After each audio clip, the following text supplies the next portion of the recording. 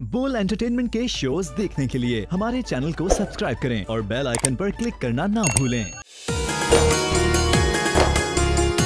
अस्सलाम वालेकुम जी, एक दफ़ा फिर आप सबको खुशामदीद कहते हैं बोलकास्ट में। मैं हूं फैसल कुरैशी और इस स्पेशल प्रोग्राम में मेरे साथ साहिल अदीम साहब होते हैं। और पिछले 2 दिन से बड़ी मज़े की बातें चल रही हैं, बड़ा कुछ जानने का मौका मिल रहा है। कुछ ऐसे पॉइंट्स हैं जिनको साहिल साहब मुस्तकिल टच कर रहे हैं और बातों बातों में ना एक ऐसी बात कर देते हैं कि मैं फंस जाता हूँ और मेरे पास वक्त ख़त्म हो जाता है।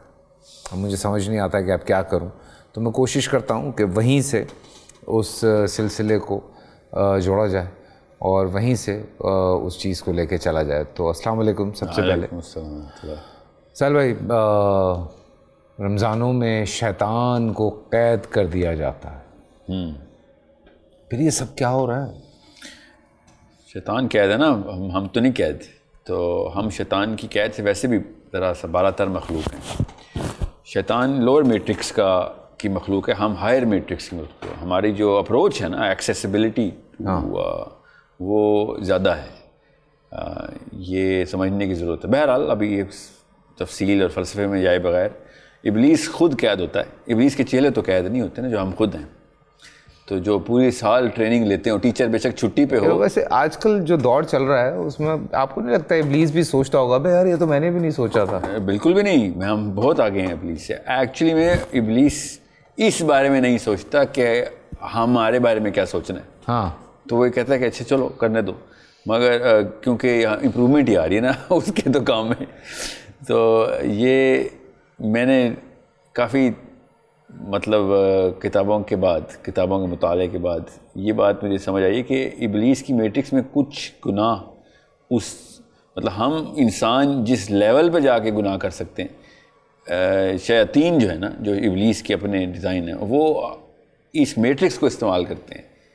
इंसान की अगर कैपेबिलिटी ना होती तो उनकी गुनाह की मैट्रिक्स, उनके गुनाह के जो लेवल्स हैं वो कम होने थे। हमारे अंदर गुनाह की, सवाब की भी है, मगर गुनाह की भी कैपेबिलिटी आम एक जिन मखलूक़ात से ज़्यादा है। हम जिस जगह पे वार कर सकते हैं, जिस एंगल से वार कर सकते हैं ना खैर पे, और उसको शर में कन्वर्ट कर सकते हैं, वो शैतान के बस की बात ही नहीं। तो ये बहुत ज़रूरी है कि आपको पता हो कि हम कितनी ख़तरनाक मखलूक हो सकते हैं कि जिसके अंदर खैर की ये लामतना ही एक कैपेसिटी है। मतलब ये मैं एक सवाल, हम चूँकि वो कल भी एक डिस्कशन कर रहे थे, शयातीन जो है जी, वो अपनी कौम को नुकसान पहुंचाते हैं? नहीं, वही तो ये देखें, आपने जड़ पकड़ ली, नस आप उस जगह पे आपने रखी है बात कि इब्लीस अपने ही बेटे को ज़बह करते हुए पाया नहीं जाएगा, मगर इंसान पाया जाएगा। इब्लीस अपने ही बाप को जायदाद के पीछे ज़बह करते नहीं पाया जाएगा, इंसान पाया जाएगा। और समझे, उनका एक कोड है, शयातीन का एक कोड है। चोरों का एक कोड होता है ना, तो ख़ास तरीके से पता चलता है कि चोरी में भी ईमानदारी होती है, एक ख़ास कोड है। इंसान वो वाहिद हस्ती है जो कि कोड री इन्वेंट करती है, बुराई के भी और बुराई की डेफिनेशन के भी, बुराई करने के तरीके के भी और डेफिनेशन के भी। अब रही बात, इस पर बड़ी बहस हो सकती है और हर एक कहेगा, हर कोई ये सोच रहा होगा कि यार आपका अपना पॉइंट ऑफ व्यू। तो नहीं, मेरा अपना पॉइंट ऑफ व्यू नहीं, ये पूरी मैट्रिक्स डिफाइंड है। ये सिर्फ मेरा पॉइंट ऑफ व्यू नहीं है, ये ऐसे फ़िलासफ़र्स का, इमाम गज़ाली का पॉइंट ऑफ व्यू है फॉर एग्ज़ाम्पल। और उन्होंने इस तहकीक के बाद ये बात की थी कि जिसके ऊपर मैं नफ्सियात की तालीम हासिल करने के बाद पहुंचा कि हाँ वाकई ये तो एंगल ही कोई और है। तो इसलिए आपको पता चलेगा कि रमज़ान शुरू होता है ना, तो शैतान बंद होता है और पाकिस्तानी मुसलमान बाहर आ जाता है, क्योंकि अब वो कोल्ड कट करेगा। पहले वो इब्लीस के इन्फ्लुएंस में करता था जो भी गुनाह कर रहा था, अब वो बग़ैर इब्लीस के इन्फ्लुएंस में, लिटरली इब्लीस गायब है इस वक्त, मैट्रिक्स से गायब है। अब वो कैद है। अब आपका नफ्स पूरी तरीके से बेनकाब हो गया। अब 2 तरह की कौमें बन गई हैं। एक वो जो कि चूँकि इब्लीस चला गया तो इब्लीस की वजह से तंगी में थी, जो कि मोमिनीन, अंदर के नरम लोग, हलीम लोग, जो कि या बुर्दबाद लोग, जो कि किसी भी मौके के ऊपर मसाइल में आ रहे थे, क्योंकि इब्लीस के अपने चेले, हाँ, शैतान रोक रहा है, नमाज पढ़ने से रोक रहा है, अच्छे काम करने से रोक रहा है। और दूसरी वो कौम है जो कि इब्लीस को भी नीचा दिखाती है। ठीक है, अब ये 2 पूरी तरीके से एक्सपोज्ड है। इसलिए आप देखेंगे रमज़ान में मेजर क्राइम होगा, मुसलमान के ऊपर मेजर क्राइम करेगा। खैर हर कोई करेगा, हर एक भी करेगा, क्रिमिनल नहीं तो नहीं देखना अगला मुसलमान है। तो इस्लाम के नाम पे ये धोखे खाना बंद कर दें हम कि अब रमज़ान आ रहा है तो इबलीस कैद हो गया, तो अब मैं अच्छे गुमान के अंदर इनके ऊपर अपनी तवक्कुआत का बोझ डालूं, नहीं, उल्टा पड़ेगा आपके ऊपर। देखो हम नफसानी तौर पे जिस लेवल पे 11 महीने ट्रेन हुए अपने घरों में, अपने इलाकों में, अपनी सोच में, अपने इस दिल को काला करने में, वो रमज़ान में पूरी की पूरी जोबन पे आना ही आना है। बिकॉज दूसरी कौम की पावर जो नेकी है वो पूरी तरीके से करने की कोशिश कर रहे हैं और वो अपने आप को वनरेबल कर देते हैं। ठीक है, अब वो वनरेबल करेगा तो फिर अच्छा, मुझे चूँकि आप नफ्सियात की बात कर रहे हैं, मेरा ये एक सवाल है। जनरली यही होता है कि आपको कोई भी प्रैक्टिस जब पूरी करनी होती है तो आप मिनिमम 3 महीने कहते हैं कि आपको प्रैक्टिस उसकी करनी चाहिए। 4 महीने साइकोलॉजी 4 माह कहती है। 4 महीने, हाँ। चाहे आप अपने आप को पतला करना चाहते हैं, फिजियोलॉजिकल ट्रेनिंग हो, आप चाहे जहनी तौर पे आप सिगरेट पीते हैं, आप 4 महीने तक ना पिएं, फिर आप सारी ज़िंदगी भी नहीं पीते। तो इस तरह की बहुत सारी प्रॉब्लम्स हैं जो मैं ये बड़ी आम बात कर रहा हूँ। सो हमें जो रमज़ान से लेके हज तक का टाइम है, तो वो हमें पूरा एक टाइम मिला है उस प्रैक्टिस का कि उसके बाद हम पूरे अगले जो 8 महीने हैं वो उसी तरह से गुजार सकें। डोंट यू थिंक ऐसा ही है? जी हाँ, अच्छा आपने एंगल पकड़ा है। मैं भी सोचा था आप 30 डेज़ बोलेंगे, मगर आपने पूरे 4 माह एग्जैक्ट वैसे ही किए कि जो आखिरी 4 महीने हैं ना इस्लाम के, वो अगले साल की क्लेंजिंग है कि आप क्लेंजिंग हो गई, आप मुहर्रम में एंटर हो जाओ। और इतना ही टफ महीना है मुहर्रम का भी, because it has all the requirements कि नाउ लेट्स बिगिन। रीसेट का बटन है आपका कि रिफ़्रेश कर दिया आपने सिस्टम को। मगर जो रमज़ान की जो 30 डेज़ की एंड्योरेंस है ना आपके नफ्स की, वो मतलब ये सोचेंगे 4 माह का जो पहला महीना वो टफेस्ट है और उसके बाद उस मोमेंटम को कैरी भी करना है आपने। तो ये एक ऐसी चीज़ है जो कि कॉन्शियस पेरेंटिंग के थ्रू आप या असातिज़ा थेरेप्यूटिकली साइकोलॉजी भी ट्रेन कर रहे हो कि वो 4 महीने आने वाले हैं, उसका पहला स्टेप ये है, दूसरा स्टेप ये है, तीसरा स्टेप ये है। तब कहीं जाके हम ज़ीक़द और ज़िलहज के अंदर अपनी जोबन पे आएंगे। हाँ, नेकी भी जोबन पे आई है जी। तब कहीं मज़ा आएगा कि मुसलमान 4 माह अपनी थेरेपी करवा चुके हैं। सो ये बस वही बात है कि जिसने कॉन्शियसली करना हो तभी करेगा, वरना तुक्के पे तो ये काम नहीं होने वाला, या फिर बाय चांस नहीं होगा, या फिर पिक एंड चूज़ नहीं करेंगे आप। ट्रू, क्योंकि आपने कोई भी प्रोग्राम 4 माह के लिए करना, फॉर एग्जांपल अपने आप को, तो ये नहीं होता कि वीकेंड्स ऑफ ले रहा हूँ मैं या वीक डेज़ के ऊपर मैं करूँगा तो काम हो जाएगा। या तो आप पूरी तरीके से करेंगे या आप नहीं करेंगे। तो it is very, by the way इस्लाम में भी 4 माह ही हैं। ये खाली साइंस नहीं बताती कि 4 माह में होगा, इस्लाम ने भी 4 माह का ही, साइंस वही बताती है मुझे तो लगता है जो इस्लाम जो अल्लाह ने मशीन पर अल्लाह ने बनाई है, तो इंसान बस साइंस के थ्रू पहुंच रहा है उस मशीन की मैनुअल्स को खोल। बिल्कुल। तो ये ज़रूरी है कि आपको पता हो कि रमज़ान जो है ना वो आपका फर्स्ट स्टेप है towards taking this whole journey of the whole next year. और नबी इस्लाम ने कहा कि जिसने शवाल के 6 रोज़े रखे, मतलब ये इतने ज़रूरी हैं कि आपको पूरे के पूरे साल के रोज़ों का न्यूमेरिकल पूरा कर लेते हैं आप। तो शवाल उतना ही टफ है, मतलब उतना ही ज़रूरी है कि ये ना हो कि रमज़ान को भूल जाओ कि मैं 1 महीने का कोटा था पूरा हो गया, नहीं। शवाल में मोमेंटम कंटिन्यू रखो and then you know we know के फिर क्या सबूत मिलेगा हमें अपने सामने अपना ही क्या कर सकते हैं कि नहीं। तो ये सिर्फ ख़वातीन के लिए नहीं है कि वो शवाल के रोज़े पूरे करते नहीं, यहाँ मर्दों के लिए भी है कि शवाल 6 डेज़ तो पूरे कर। सोचें ज़रा 6 डेज़ ही का नंबर क्यों आया। So it's a for man and women. और ये बहुत अच्छी बात है कि हमें पता हो कि शवाल का ये जो कॉम्प्लीमेंट्री कोटा है ये क्यों इसको कॉम्प्लीमेंट करता है रमज़ान को। तो आपका पूरा का पूरा सिस्टम समझ आ जाएगा। आपके डोपामीन के जो सेंटर्स हैं वो किस तरीके से आपने श्रिंक किए हैं वो आपको समझ आ जाएगी। और आपकी एक ख़ास केमिकल है जो पेट के अंदर ही होता है जो ट्रिगर लगाता है, ग्रेलिन नाम है उसका। वो आप उसकी साइकिल्स पढ़ें तो आपको पता चले कि 30 डेज़ के अंदर उसके साथ होता क्या है। मतलब ये अल्लाह ताला ने बनाई हुई मशीन है। अल्लाह ताला ने मैनुअल दिया था, कुरान हमने नहीं पढ़ना था। अब वो साइंस वाले किसी और तरीके से मशीन खोल खोल के देख रहे हैं। हाँ। मशीन आई मैनुअल के साथ है, इंसानी जिस्म और कुरान। बिल्कुल। और आप उनको कुरान नहीं मिला तो हम क्या करते हैं, जब हमारे पास कोई बगैर मैनुअल की मशीन आती है तो हम पेचकस लेके खोल देते हैं और ख़ुद पढ़ते हैं। अब वो बेचारे इसी तरीके से कर रहे हैं। हमारे पास मैनुअल भी था और हमारे पास मशीन भी थी, हम उनके जिस तरीके से भी की गई मेहनत है उसको फॉलो करते करते अपने मैनुअल तक ही आ रहे हैं। बस यही मैं आपसे गुजारिश कर रहा हूँ कि इस एंगल से पकड़ें अपने आप को। तो ये जो अंदर का शैतान है इसका क्या करें? अंदर का कोई शैतान नहीं है। अंदर मैं आपको बता रहा हूँ, शैतान बाहर ही है।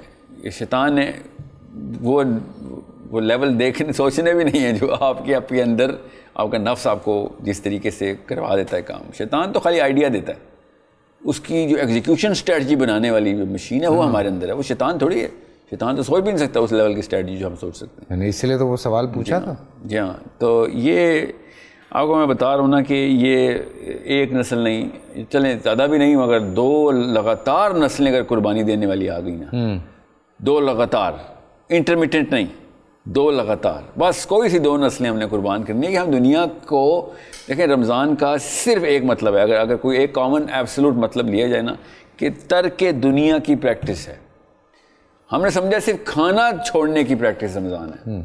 दुनिया के किसी भी मज़े की प्रैक्टिस को 30 डेज़ के लिए अल्लाह हाफिज़ कर देंगे। भाई ये दुनिया से मैं आउट हो रहा हूँ इस वक्त, दुनिया में रह के दुनिया को मैं कुछ नहीं कर सकता। ये तो रहबानियत नहीं कि दरख्तों में जाके जंगलों में घुस गए, उसको क्या दुनिया से उसने छोड़ी, उसको तो नज़र ही नहीं आई कोई ऐसी।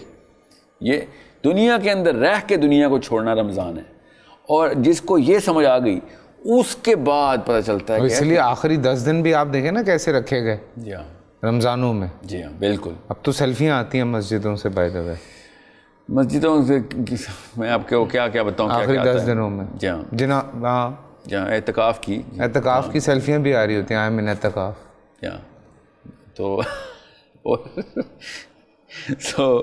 मैं सर पकड़ के बैठ गया था मैं। ये तो बहुत आप अच्छे लोगों की बातें बता रहे हैं। नहीं तो रमज़ान में वो वाले काम भी किए जाते हैं जो कि पूरे साल नहीं करने होते हम कसम से। क्योंकि वो वाले करतूत हम थोड़े दिन के बाद ना, हाँ मुझे लगता है वो मस्जिद की ना टिकटॉक भी आने शुरू हो जाएंगे, अल्लाह माफ़ करे। लेकिन मैं सही बता रहा हूँ, ये जो हालात आप आ रहे हैं, देखें जिस लेवल पे हमने बच्चे ट्रेन कर छोड़े ना, हाँ। अब हम ये नहीं कह सकते कि वो एटलीस्ट हमारे से कम लेवल के होंगे। हमने कम से कम 10 फरलांग आगे का सफ़र करवाया उनको, उस उम्र में जिस उम्र में हमने कभी सोचा भी नहीं होता कि बच्चे का इतना शऊर होगा। हाँ। या क्रिकेट फुटबॉल के अलावा सोचेगा नहीं वो तो प्रॉपर स्टारडम सोच रहा है, स्टारडम। उसके बाद उस स्टारडम से आने वाले गेम्स के ऊपर मैथ्स किया हुआ उसने, क्योंकि TikTok has given you not सिर्फ TikTok, all social media channels, कि जिसमें वो अब उसकी तमाम तर फ़ायदे उठाना चाह रहा है वो। और वो वाले फ़ायदे जो कि वाकई में रियल शोबीज़ के लोगों को भी नहीं पता होते, वो टिकटॉक उस लेवल में मैच करवा रहा है जो बच्चों की, क्योंकि ज़ाहिर है उसको बच्चे उसने तो इमेच्योर रखते हैं तो करनी है फिर। सो ये तो एक छोटा एंगल है। बड़ा एंगल ये है कि अंदर का नफ्स हम खुद चाबी दे रहे हैं बच्चों को।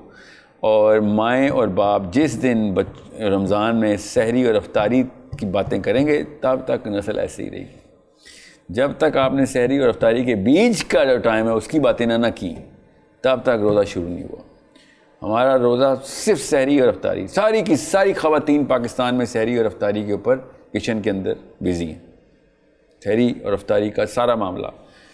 और मर्द हज़रात 110% focused on these two events because they are the receivers of सहरी और अफ्तारी। औरतें तो बना रही हैं तो चले उनकी मजबूरी है। आप क्या बना रहे थे? कोई एक भी बंदा ये नहीं सोच रहा कि सहरी और अफ्तारी के बीच के जो 12 घंटे हैं ना, उसके अंदर मेरी क्या चेंज अचीवमेंट्स की लिस्ट क्या है। औरतों के ने तो बहाना लगा दिया हमारी 2 अचीवमेंट्स हम सहरियाँ भी बना के दे रही हैं और अफ्तारियाँ भी। हालांकि शर्म आनी चाहिए, ये होना चाहिए, ये था रमज़ान का फ़ायदा। सो हम लोग as Muslims you should know, अगर हमें पता हो ना कि मैंने 12 घंटे के अंदर क्या अचीवमेंट रिकॉर्ड करवानी है अपने लिए, लोगों के लिए नहीं, नाउज़ुबिल्लाह इस्लाम। अगर वो मुझे एक बात बताएं, अगर वो बेचारी अफ्तारी सही तरह नहीं बनाएगी तो उस बेचारी को तो रोज़े में ही छितर पड़ जाने। यार सही तरह का लफ्ज़ है ना असली मसला, तो वो सही तरह के ऊपर डेफिनेशन। वो जो भाई साहब घर आएंगे जी, उनको तो गुस्सा ही बड़ा है। नहीं तो 11 सुबह से रोज़ा रखा हुआ है यार।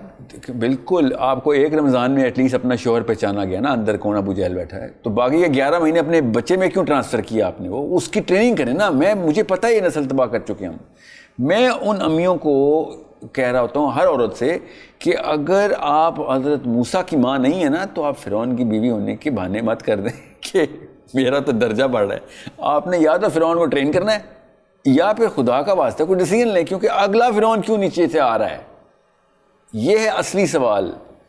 कि अगर आपका शोहर आपको इस तरह चित्रौल कर रहा है कि मेरी सैरी और मेरी अफ्तारी इज़ द ओनली पर्पज़, तो आपको ये एक इंडिकेटर मिल रहा है कि ऐसा ही एक और मैं तो खुद तैयार कर रही हूँ ना। You have no justification now कि आपके घर में बुरा बच्चा क्यों परवरिश कर रहा है, क्योंकि आपके पास तो तकलीफ थी कि बुराई की तकलीफ किस लेवल पे आती है आपके ऊपर। आपने क्यों नहीं उस बारे में कुछ किया कि अगले को भी वो तकलीफ में डालेंगे आप? मतलब his mother is responsible for how he is behaving. I totally agree, his parents are, but आपका बच्चा भी अगर वैसा बिहेव करेगा तो फिर यू आर, आपकी उतनी पकड़ होनी चाहिए। और क्या पता इसी वजह से आप पे ऐसा शोर नाफिज हुआ है, क्योंकि आप कॉन्शियस नहीं हो रही। आप कॉन्शियस हो जाएंगी तो अल्लाह ताला तो नहीं अपने फौजी को अकेला छोड़ते ना। तो जब आप कॉन्शियस हो जाएंगे कि मैंने कोई पर्पज़ से करना है अपने बच्चों का इंतज़ाम, क्योंकि अल्लाह ने ऐसा एक जल्लाद मेरे ऊपर लगा दिया हुआ है, तो मुझे अब उस साइकिल को तोड़ना है कि किसी और औरत पे नाफिज हो जाए या लोगों पे ना। एक औरत की बात तो नहीं हो रही इधर। So I think Ramzan is another indicator for all women, तमाम ख़वातीन। आई थिंक एवरीवन, या आई एम जस्ट, क्योंकि talking about just women right now, मगर परवरिश तो देखें। हाँ, इसमें तो खैर कोई, मैं आपसे 100% रीसेट क्लॉक है आपका। शैतान के चेले ना बनाएं, शैतान की बॉस। हाँ, शैतान भी आगे ट्यूशन लेगा हमारा, तो ऐसे काम कर रहे हैं। सही बात है। तो मैं आपको बता रहा हूँ, रमज़ान के बाद गुनाह की टोन में कमी आ जाती है, सिर्फ सवाब की टोन में, गुनाह की टोन में भी। इसका मतलब इब्लीस जब वापस आता है ना, तो वो भी आगे कहता है कि यार इस लेवल पे हमने नहीं जाना जिस लेवल पे तुम लोग चले गए हो। हमारी कुछ बाउंड्रीज़ हैं, यहाँ पे ग्रेस का तकाज़ा है, हमारी कुछ ग्रेस है। शैतान से भी कहता है कि नहीं इधर नहीं, इतने गंदे काम नहीं करो, रेगुलर गुनाहों के लिए वापस शुरू करो। इनकी जो इन्वेंशन और इनोवेशन और रिएक्शन है ना, वो बंद कर दिए जाए। सो जो रमज़ान में जिस लेवल पे हम अचीव करते हैं ना, ये मैं फिर बता दूं आपको स्टेटिस्टिकली भी, क्योंकि रमज़ान में तो वैसे ही आपको ज़्यादा इन्वॉल्व होना चाहिए था अल्लाह के लिए। आप इतना एग्जैक्ट उल्टा ग्राफ चलते हैं कि मैं बस दिन के वक्त सोया रहूँ और रात को पूरी अय्याशी करूँ, ये है रमज़ान। किस तरीके से मुझे एक्सपोजर का मौका ना मिले किस चीज़ का, अपने ज़मीर का। क्या रमज़ान में रोज़े का क्या फ़ायदा हो रहा है अगर मैं भूखा ही हूँ? तो उस एक्सपोजर से और उस शर्म से बचने के लिए ना हया आती है अपने आप से। हम सो जाते हैं ताकि बस अफ्तारी हो, उसके बाद मैं अपनी रेगुलर जो नशे का आदि हूँ मैं, वो नशा मैं पूरा कर सकूँ, चाहे वो जिस भी चीज़ का नशा।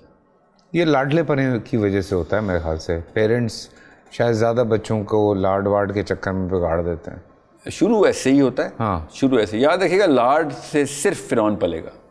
फ़िरौन मॉडल है, जो फ़िरौन का पेरेंटिंग मॉडल है ना, वो हर माँ ने पाकिस्तान में आप बना लिया हुआ है।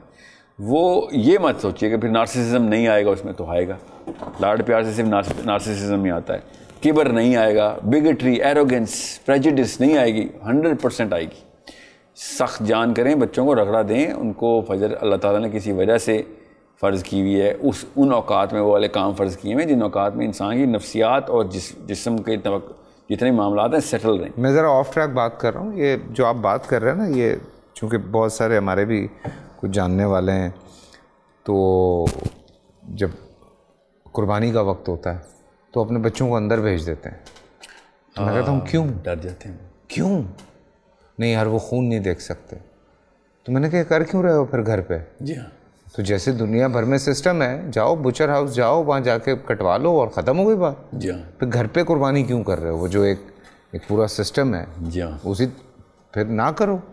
मैंने कहा तो ये नहीं यार, वो बच्चे कहाँ देख पाएंगे ब्लड यार, उनकी इमेजिनेशन। हालांकि लड़कियों को भी चाहिए खुद अपने हाथ से ज़बह कर रहे हों, ये बेर मिनिमम होना चाहिए। मिनिमम क्या भाई आपने कुर्बानी की तो वो तकलीफ भी तो देखो। और सोचें बदनाम मैं हूँ कि कुरैशी है तो खुद कुर्बानी करता है। अच्छा, मुझे नहीं पता। कल मिलते हैं, अपना ख्याल रखिएगा। अल्लाह हाफिज़।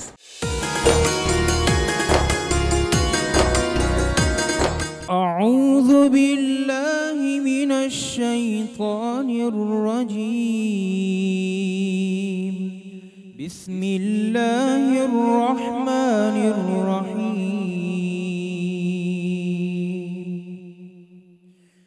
يا نساء النبي لستن كأحد من النساء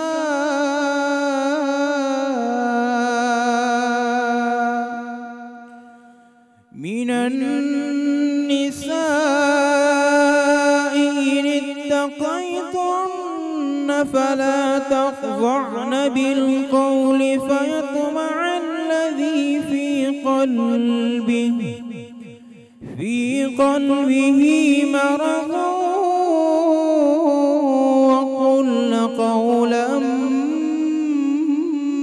معروفا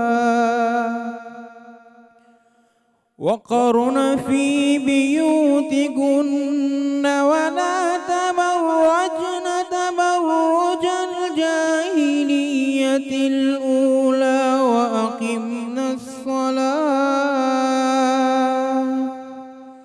وأقمنا الصلاة وآتينا الزكاة وأطعنا الله ورسوله إنما يريد الله ليذهب عنكم الرجس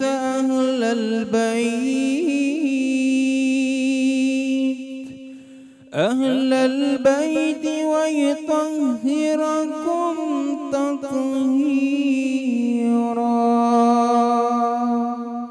صدق الله العظيم.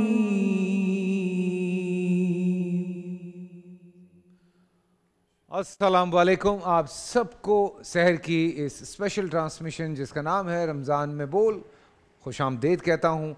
मेरे उलमाए कराम यहाँ पे मेरे साथ मौजूद हैं। आज का बड़ा ख़ास दिन है और इस ख़ास दिन के हवाले से तमाम उलमाए कराम भी यहाँ पे मौजूद हैं और नात रसूल मकबूल के हवाले से भी आज हम कोशिश करेंगे कि ज़्यादा से ज़्यादा जो नात हैं वो आपके सामने पेश की जाएँ, उलमाए कराम से भी बात करें। आज सैयदा तैयबा ताहिरा हज़रत फ़ातिमतुज़ ज़ोहरा के विसाल का दिन है और उनके हवाले से आज यहाँ पे गुफ्तगू होगी। कुछ सवालात हैं, वो सवालात भी होंगे और आप के बारे में हम कोशिश में हर साल ये हम कोशिश करते हैं कि जितनी ज़्यादा से ज़्यादा, बिकॉज़ जब भी ख़वातीन के हवाले से बात होती है तो हमारी ये कोशिश होती है कि जो सरदार हैं उनके हवाले से ज़रूर बात की जाए और आप लोगों तक ये पैगाम पहुँचाना बहुत ज़रूरी है। बहुत सारी बातें हैं, बहुत सारे ऐसे वाक़यात हैं। मेरे प्यारे नबी सल्लल्लाहु अलैहि वसल्लम जिस तरह से आपकी इज़्ज़त किया करते थे, जिस तरह से आपसे प्यार किया करते थे, जिस तरह से उन्होंने बाकायदा तौर पे ये कहा भी कि आपने किस तरह से इनसे प्यार करना है, तो वो हमारे फ़राइज़ में चीज़ शामिल हो जाती है। इसी हवाले से आज बहुत सारी बातें हैं करने के लिए और बेतहाशा बातें बच्चों ने स्कूलों में भी पढ़ी होंगी, सुनते भी हैं अपने बुज़ुर्गों से कि जब भी आप तशरीफ़ कहीं जंग पे जा रहे होते थे तो सबसे आखिर में अपनी साहबजादी से मिलते थे और जब वापस आते थे तो सबसे पहले आप उनसे मिलते थे। तो ये बहुत प्यार और मोहब्बत की चीज़ जो है ये उसमें सामने आती है। अपनी बेटी से प्यार करने की जो बात सामने आती है वो हम सब के लिए बड़ी इम्पोर्टेंस रखती है, बिकॉज़ हम अपने ज़िंदगी का तर्ज़ अमल आज बेतहाशा चीज़ों में घुमा बैठे हैं। लेकिन हमारी कोशिश यही होती है कि इस रमज़ान में ज़्यादा से ज़्यादा ऐसी बातों को, ऐसी चीज़ों को आपके सामने लाया जाए ताकि सीखने का मौका जो है वो आपको भी मिलता रहे, हमें भी मिलता रहे। बच्चों को ख़ास तौर से ये बातें ज़रूर शेयर किया करें जिनके छोटे बच्चे हैं। यहाँ से जब आप लोग सुनते हैं गौर से सुना करें हमारे उलमाए कराम क्या बात कर रहे हैं, ताकि उस पैगाम को आप आगे अपने बच्चों तक पहुँचाएँ। बच्चे जब कुछ सवाल करते हैं, जब आपसे कोई बात पूछते हैं अहले बैत के हवाले से, हुज़ूर अकरम सल्लल्लाहु अलैहि वसल्लम के हवाले से, या जितने भी अंबिया कराम हैं उनके हवाले से जब बातें की जाती हैं तो खुदारा थोड़ा इनको गौर से सुने ताकि आप अपने बच्चों को जवाब दे सकें। यूट्यूब पे हमारा प्रोग्राम अपलोड हो जाता है, तो अगर कोई ऐसी बात, ऐसी चीज़ आपके बच्चे पूछते हैं, कोई बैद नहीं है इसमें कि आप जाएं गूगल करें और उलमा कराम ने जो बयानात दिए होते हैं उनमें से बात सुन के आप अपने बच्चों को बताएं। ये पैगाम आगे पहुंचाना हमारे फ़राइज़ में शामिल है, ये बहुत इम्पॉर्टेंट चीज़ है। सो मेरे ख़्याल से हम रिजवान आपकी तरफ आ रहे हैं पहले, और फिर उसके बाद मैं अपने जो हमारे यहाँ आलिम हैं उनकी तरफ बढ़ूँगा। हमारे जी बिस्मिल्लाह, सुभान अल्लाह, सुभान अल्लाह। ये चक्की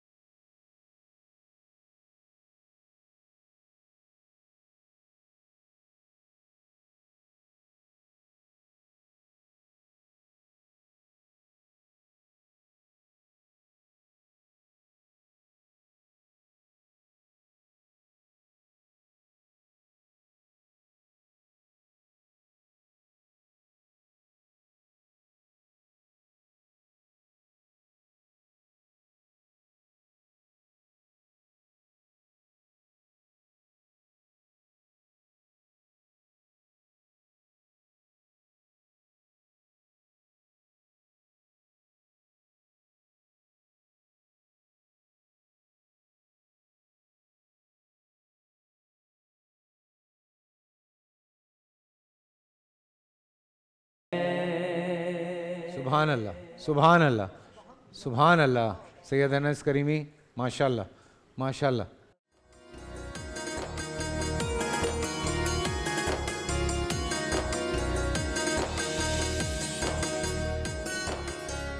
अस्सलाम वालेकुम, एक दफ़ा फिर आप सबको खुश आमदेद। रमज़ान में बोल सहर की हमारी स्पेशल ट्रांसमिशन अभी आपने हमारे प्रोग्राम वैसे शुरू हो चुका है काफ़ी देर से, और आज के ख़ास दिन के हवाले से बहुत सारी बातें बिल्कुल होंगी, लेकिन मुफ्ती अबू मोहम्मद साहब की तरफ मैं बढ़ूँगा कि बिस्मिल्लाह करें, ताकि कुछ सवालात हैं वो भी मैं छोटे छोटे सवालात हैं, लेकिन पहले आज के प्रोग्राम के हवाले से थोड़ी सी गुफ्तगू कर ली जाए, फिर हम आगे सवालात करते हैं।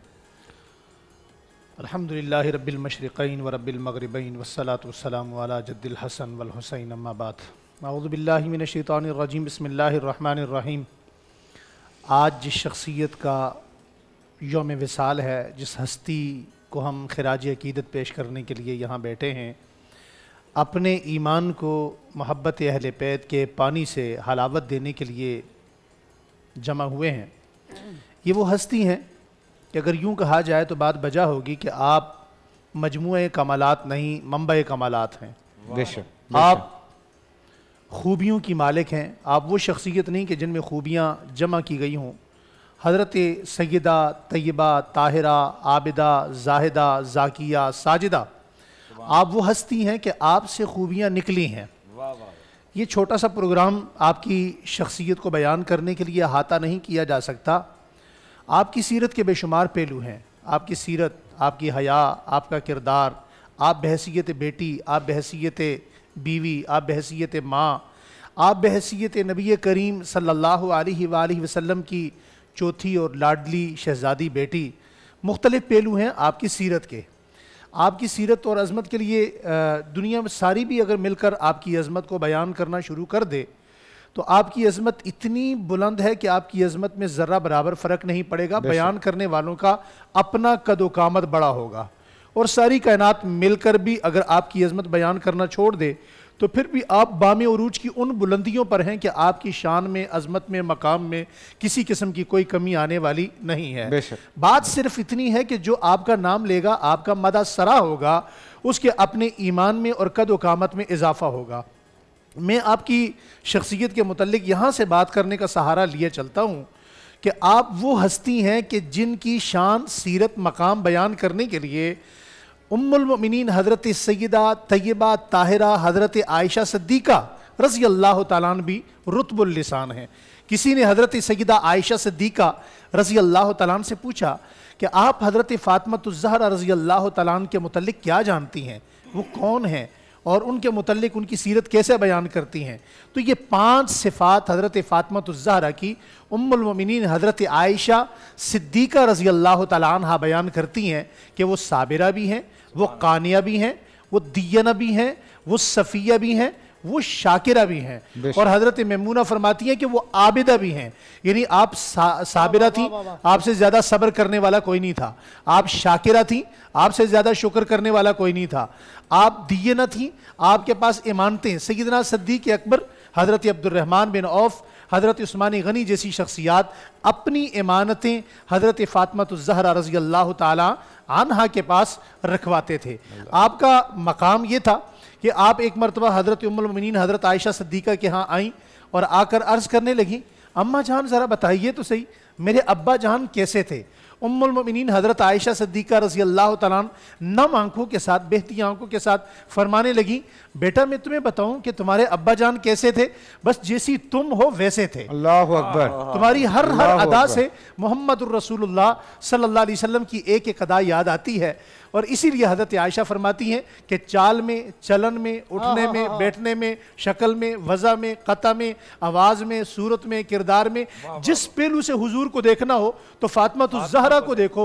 फ़ातिमतुज़ ज़हरा इस कायनात में वो हस्ती है, वो अक्स है, वो नाम है, वो शख्सियत है कि जिसे देखा जाए तो हुजूर याद आ जाते हैं, और हुजूर की बात करो तो फ़ातिमतुज़ ज़हरा याद आ जाती हैं। आपकी वो हस्ती है कि आप अगर बेटी होने के नीयत से देखा जाए तो आपका वो मकाम है कि नबी करीम सल्लल्लाहु अलैहि वसल्लम जो इमामुल अंबिया हैं, इमामुर रसूल हैं, नबियों के नबी हैं, रसूलों के रसूल हैं, खातमुन नबिय्यीन हैं, जब यही फ़ातिमतुज़ ज़हरा चलकर आती हैं तो आक़ा दो आलम सल्लल्लाहु अलैहि वसल्लम सारी कायनात जिनका इस्तकबाल करे, मिराज की रात में सारे नबी जिनका इस्तकबाल करें, आसमानी मखलूक जिनका इस्तकबाल करे, वो मोहम्मद अम्मा फ़ातिमतुज़ ज़हरा का इस्तकबाल करते हैं, दोनों हाथों से पकड़ते हैं, अपनी जगह पर बिठाते हैं। और थोड़ा सा अगर इजाज़त दीजिए तो कहने दीजिए कि वो हस्ती हैं हजरत फातिमा ज़हरा कि सारी ज़िंदगी हज़रत अम्मा फातिमा ज़हरा फरमाती हैं, मैंने अपने अब्बा जान को सलाम करने में पहल करने की बड़ी कोशिश की,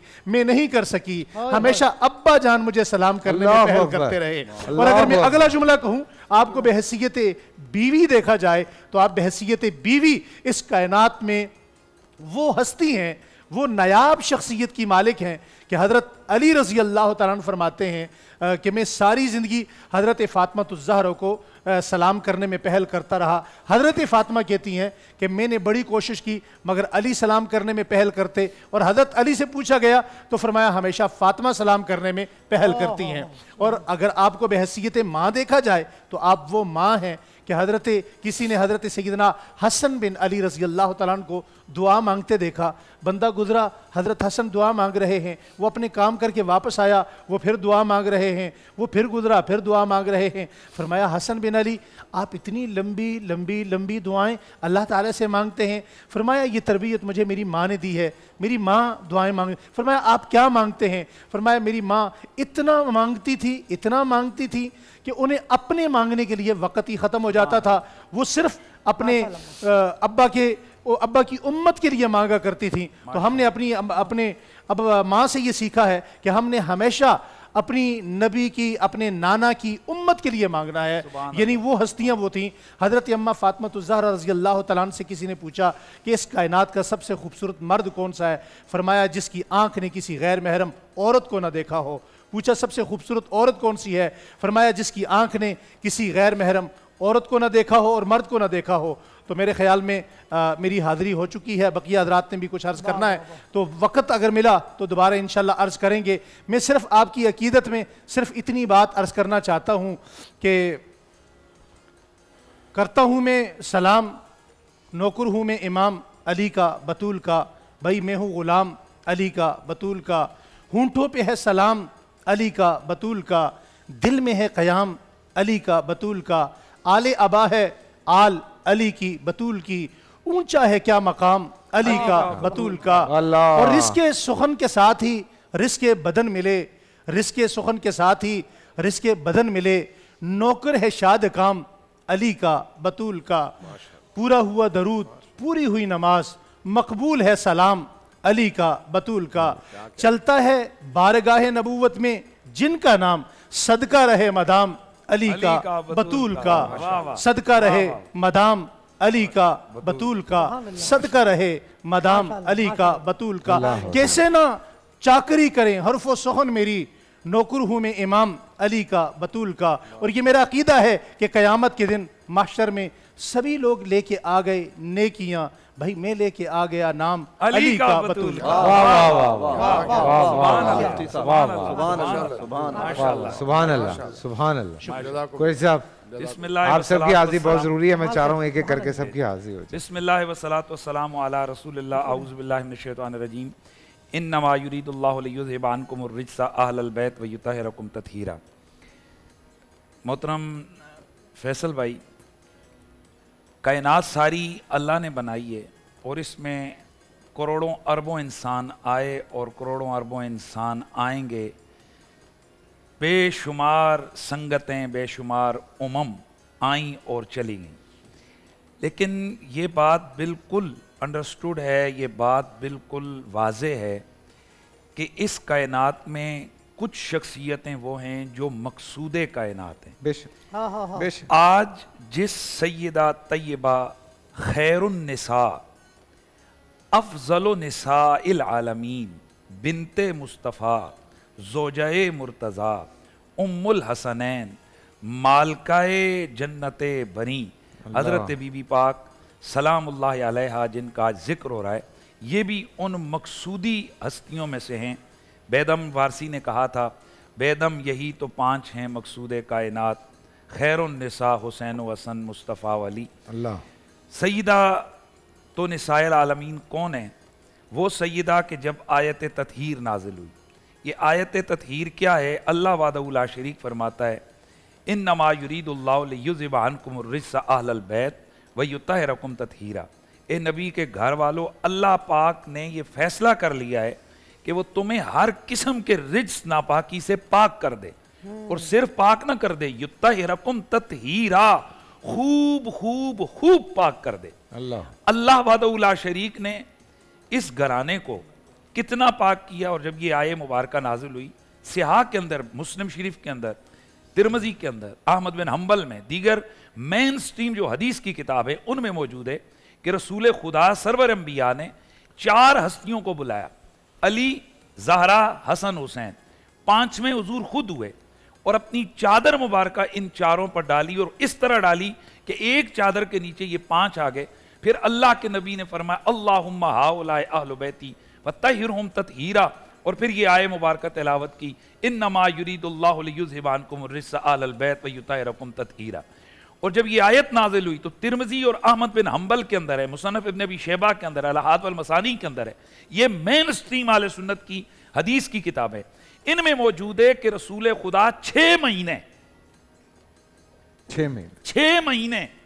हर दिन फजर की नमाज के वक्त आप सैयदा ज़हरा पाक के दरवाजे पर तशरीफ ले जाते और वहां जाकर आप फरमाते अस्सलात, पहले फरमाते अस्सलामु अलैकुम अहलल बैत, अस्सलात, ए घर वालों, नबी के घराने वालों, तुम पर सलाम हो। फिर फरमाते नमाज, यानी नमाज का वक्त हो गया। फिर आप क्या पढ़ते, इन्नमा युरीदुल्लाहु लियुज़हिबा अन्कुम रिज्सा अहलल बैत वयुत्तहिरकुम तत्हीरा। दरवाज़े फातिमा ज़हरा पर रसूलुल्लाह के 6 महीने इस आयत को तिलावत करने का क्या मकसद है? मैं तो ये समझाऊं कि रसूल खुदा अपने मानने वालों को ये पैगाम देते थे कि ये ज़हरा वो है जिस गली से ये गुजरे खता उस गली में नहीं आती, और जिस गली में खता हो वहां पर मेरी ज़हरा नहीं जाती। अल्लाहु अकबर। ये वो पाकीज़ा, पाक, तैयब, ताहिर घराना है। ये मैं एक जुमला कहकर आगे बढ़ता हूं, अल्लाह अल्लाह नबी का घराना, ये घराना वराउल वरा है। वराउल वरा का मतलब वो है, ये है कि इस घराने को आप अक्ल के तराजू पर नहीं तोल सकते। मैं अक्सर कहा करता हूं, तुलता कैसी है कोई चीज कि जब मुकाबले में बाट हो, बाट यू वेट वेट। वाह वाह वाह वाह वाह, कोई साहब बहुत अच्छी बात की आपने। हाँ, तोलेंगे कब? जब मुकाबले में वेट हो। आप एक इस टेबल को तोलेंगे, इसके अपोजिट साइड पर आप कोई वेट रखेंगे, लोहा रखेंगे, पत्थर रखेंगे, वजन होना चाहिए, वजन होगा। वाह वाह वाह, कायनात वाह वाह वाह वाह वाह, बना ही नहीं है कि जो मोहम्मद और आले मोहम्मद के वजन को नाप सके, सुभान अल्लाह, जो इस घराने के वजन को तोल सके, सुभान अल्लाह। ये इसलिए वराउल वरा घराना है। और बस मेरी बात मुकम्मल, बहुत अच्छी बात है। इस घराने की मोहब्बत पहला शख्स है जिसने हुजूर की उम्मत में से कलमा पढ़ा और सहाबा का इमाम है, सहाबा का सरदार है। नाम है हजरत सैयदुना ताजदार सिद्क़ व सफा, ताजदार सदाकत सैयदुना अबू बकर सिद्दीक रदियल्लाहु ताला अन्हु। वो अजीमुल मर्तबा शख्सियत है जो जन्नतियों में भी, जन्नतियों के जन्नती जो बुजुर्ग हैं उनके सरदार हैं। इतनी बड़ी शान है जनाब सिद्दीक अकबर की। लेकिन जिस हस्ती का आज मैं और आप जिक्र लेकर बैठे हैं, इस हस्ती का प्यार उस अबू बकर सिद्दीक पर भी फर्ज है। मेरे ख्याल में ये जुमला बनता था दाद का, जिस पर सारे खामोश हो गए। वाह वाह वाह, इस पर वाह वाह बनती थी। वाह वाह, तोलें, रखें वेट, रखें वजन, लाएं तराजू, जो शान बयान करे सैयदा ज़हरा की, तोले इस वजन। कुरान मजीद, कुरान रशीद, अहादीस कसीरा, खुद उम्मुल मोमिनीन हजरत सैयदा आयशा सिद्दीका अफीफा तय्यबा ताहिरा आपसे मरवी रिवायत है। आप फरमाती हैं, जब पूछा गया कि चूंकि बीवी शोहर को सबसे ज्यादा जानती है, उसकी एक्टिविटीज, उसकी पसंद, उसकी नापसंद, किसको वो चाहता है, किस चीज को चाहता है, किस वक्त को पसंद करता है। पूछा गया, अम्मी जी हुजूर को वैसे सारे ही प्यारे थे पर सबसे ज्यादा प्यारा कौन था? आपने बिला तरद्दुद तामुल फरमाइए, सियाह की हदीस है, सियासता में मौजूद है, तिरमिज़ी ने हसन करार दिया है, अहमद बिन हम्बल में है, मुसन्नफ इब्न अबी शैबा में है, कंजुल माल में, दीगर हदीस की मुतअद्दिद कुतुब के अंदर मौजूद है और हसन दर्जे की रिवायत है। और बाद ने इसकी सेहत का कौल किया है कि हजरत सैयदा आयशा सिद्दीका ने फरमाया, अल्लाह के रसूल को सबसे ज्यादा प्यारी फातिमा थी। जब पूछा गया मर्दों में सबसे ज्यादा प्यारा कौन है, फरमाया मैं जहां तक समझी हूं अली हुजूर को सबसे ज्यादा प्यारा। अल्लाह अकबर, इसलिए मैंने कहा ये घराना वरा सुभान अल्लाह, ये अकल के तराजुओं पे नहीं तोला जाए। अल्लाह अकबर, अल्लाह अकबर, अल्लाह अकबर, माशाल्लाह माशाल्लाह माशाल्लाह माशाल्लाह। शाह साहब, माशाल्लाह, आज जिस अजीम हस्ती को हम खिराज तहसीन पेश करने के लिए जमा है, बिला मुबालगा वो अजीम हस्ती मखदूमा कायनात सैयदा निसाल आलमीन हज़रत सैयदा फ़ातिमा सलामुल्लाह अलैहा वाबी हैं। और ये तो वो नाम है जिससे हमारी ताहरतें, हमें इनके नाम से हमें ज़ाहिर और बातनी ताहरत नसीब हो जाती है। कुर्बान जाइए, कुरान कहता है या निसा अन नबी लस्तुन्ना का अहदिम मिनन निसा, ए नबी की औरतों तुम जैसा कोई नहीं। अल्लाह अकबर, जो नबी के निकाह में आ जाएं उनके जैसा कोई नहीं। हुजूर के निकाह में आई, वो तमाम औरतों में अफजल हो गई। कुर्बान जाइए मैं सैयदा की अज़मत के कि जो हुजूर के निकाह में आए वो इकराम वाली, इज़्ज़त वाली बन जाए हुजूर के निकाह में आकर। बेशक, जो यहाँ पली भी नहीं पढ़ी भी नहीं, हुजूर के निकाह में आई, वो अफजल हो गई। उन जैसी औरतें कोई नहीं। कुर्बान में सैयदा की अज़मत के, जो पली भी यहाँ, बड़ी भी यहाँ, खून रसूल भी, हुजूर की आगोश में जिन्होंने जन्म लिया, अल्लाह अकबर। और जब वो हुजूर के दरबार में आए, हुजूर खड़े हो जाएं, अपनी नशिश पे बिठाएं, तो कुर्बान जाइए जो हुजूर के निकाह में आए उन जैसी कोई औरत नहीं। बेशक। और जो हुजूर के घर पैदा हुई हो, खून रसूल भी हो, जिनका फरिश्ते भी हया करते हो, जिनका हुजूर भी कराम करते हो, कुर्बान जाइए तो फातिमा जैसा कौन होगा? कुर्बान जाइए अल्लामा इकबाल की अजमत के, क्या आशिक अहले बैत थे। आप कहते हैं अज मरियम अज मरियम निस्बत अजीज से निस्बत अजीज फरमाते कि मरियम को एक निस्बत, मरियम को एक निस्बत हासिल थी कि हजरत ईसा की वो वालदा है।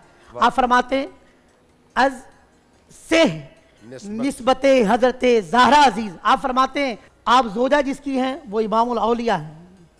अल्लाह अकबर। और आप वालदा किसकी है? सैयदुल शुहदा इमाम हसन और हुसैन की। अल्लाह अकबर। हजरत हम जितने लोग यहाँ मौजूद हैं, हम सब की जन्नत हमारे माँ के कदमों के नीचे। वाह वाह। हम जितने लोग यहाँ मौजूद हैं, पे वाह सैयदा की अजमत के कुर्बान कि सैयदा के कदमों के नीचे जिनकी जन्नत है वो खुद जन्नती नौजवानों के सरदार हैं। अल्लाह अकबर। शिफा शरीफ में अल्लामा काजी अयाज रहमतुल्लाह अलैह 5वीं सदी के अजीब मुहद्दिस, आप बड़ी प्यारी एक ताबीर इरशाद फरमाते हैं। फरमाते हैं कि नबी अकरम नूर मुजस्सम हुजूर ताजदार ख़त्म नबूवत सल्लल्लाहु अलैहि वसल्लम ज़मीन के जिस हिस्से पर जलवागर हों वो हिस्सा काबे से भी अफजल है, अर्श से भी अफजल है। अब हुजूर जिस जगह पर हो वो ज़मीन हुजूर का जिस्म नहीं है, वो गैर है। हुजूर से मस हो गया वो टुकड़ा, वो काबे से भी अफजल, बैतुल्लाह से भी अफजल। वो ज़मीन जहाँ हुजूर जलवागर हो, उलमा का इसमें इत्तफाक है कि वो बैतुल्लाह से भी अफजल है, काबातुल्लाह से भी अफजल है। कुर्बान जाइए हुजूर ने फरमाया फातिमा तो मेरे जिस्म का टुकड़ा है, फरमाया फातिमा तो मेरी जान है। तो कुर्बान जाइए फातिमा का क्या मकाम है हुजूर? तो मेरी एक गुजारिश इस वक्त तमाम सामीन से जो हमें सुन रहे हैं, खुदा की कसम जब भी कोई मुश्किल आ जाए, ये सबसे बड़ा वजीफा है। इस वक्त पूरी उम्मत तकलीफ में है, अरब व अजम में लोग तकलीफों में हैं। तो खुदारा आज सैयदा सबसे अजीम दिन है मखदूमा कायनात का। जब भी कोई मुश्किल आ जाए, खुदा की कसम सैयदा पाक 2 रकत नफिल पढ़ें, अल्लाह के हुजूर सैयदा पाक का वसीला पेश करें, गिड़गिड़ा कर दुआएं मांगे। खुदा की कसम पाकिस्तान और बल्कि हर हुजूर के गुलाम से मुश्किलें दूर हो जाएंगी। इसलिए हमारे बुजुर्ग कहते थे कि जो भी दरे बतूल के मंगतों में आ गया, जो भी दरे बतूल के मंगतों में आ गया, समझो मेरे हुजूर की नज़रों में आ गया। मेरी अर्ज है कि सैयदा कायनात को अपने आइडियल बनाएं। और उनका मिशन क्या था कि सैयदा हमेशा बापर्दा रही। अल्लाह अकबर। जैसे अल्लामा साहब ने फरमाया, सैयदा से पूछा गया कि औरत की सबसे अच्छी खूबी क्या है? फरमाया औरत की सबसे अच्छी खूबी ये है कि ना वो किसी गैर मर्द को देखे, ना कोई गैर मर्द उसको देखे। तो हमारी बहनों और बेटियों के लिए आज सबक है, जो सैयदा की वाकई कनीज़ है, सैयदा की गुलामी का गम पड़ती है। खुदारा वो शरीयत मुतारा पर्दा हुजूर की शहजादी की चादर तत्वीर का वास्ता कि अल्लाह हम सब की बहनों बेटियों को शर्म हया की चादर नसीब फरमाए और सैयदा के नक्शे कदम पर हमें चलने की तौफीक अता। सुभान अल्लाह, सुभान अल्लाह। छोटा सा ब्रेक से वापस आते हैं और आगे कंटिन्यू करते हैं।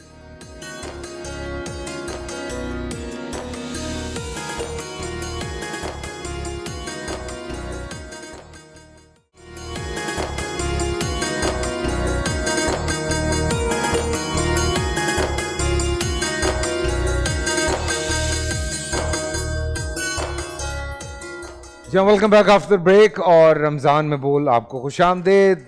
सहरी का वक्त है, वक्त आहिस्ता आहिस्ता आगे बढ़ रहा है, लेकिन आज का दिन बड़ा ख़ास है और आज इस ख़ास दिन के हवाले से बड़ी ख़ास गुफ्तगू आप सुन रहे हैं। बहुत सारी बातें हमारे भी दिमाग में हैं, सवालात, लेकिन मैंने कहा नहीं, आज पहले एक जो खराज अकीदत हम क्या पेश कर सकते हैं, लेकिन फिर भी जितना हो सकता है अपनी तरफ से एक छोटा सा हिस्सा डालने की कोशिश कर रहे हैं। नवीद साहब, आपकी तरफ आऊँगा ताकि हम आहिस्ता आहिस्ता आगे बढ़ते रहें। नहमदुन सल्ली अला रसूलिहिल करीम, अम्मा बाद, औज़ु बिल्लाहि मिनश शैतानिर रजीम, बिस्मिल्लाहिर रहमानिर रहीम। कुल ला अस्अलुकुम अलैहि अजरन इल्लल मवद्दत फिल क़ुरबा, सदक़ल्लाहुल अज़ीम। नबी अकरम सल्लल्लाहु अलैहि वसहबिही वबारक वसल्लम ने अल्लाह के हुक्म से ये आयत तिलावत की कि मैं तुमसे अजर रिसालत तलब नहीं करता सिवाय इसके कि तुम मेरी अहले बैत से मवद्दत रखो।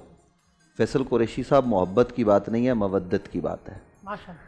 ये आपने लाजिमन रखनी है और इस तरह से रखनी है कि जिस तरह मछली पानी के बग़ैर ज़िंदा नहीं रह सकती, इस तरह मुसलमान साहिब ईमान अहले बैत के बग़ैर नहीं रह सकता। अहले बैत अतहार को इस तरीके से लाजिम पकड़ना है। और अहले बैत नबुव्वत में वो शख्सियत जिसका तस्करा आज हो रहा है, वो सैयदा, वो तय्यबा, वो ताहिरा जनाब हज़रत सैयदा ज़ारा पाक सलामुल्लाह अलैहा कसीरन कसीरा।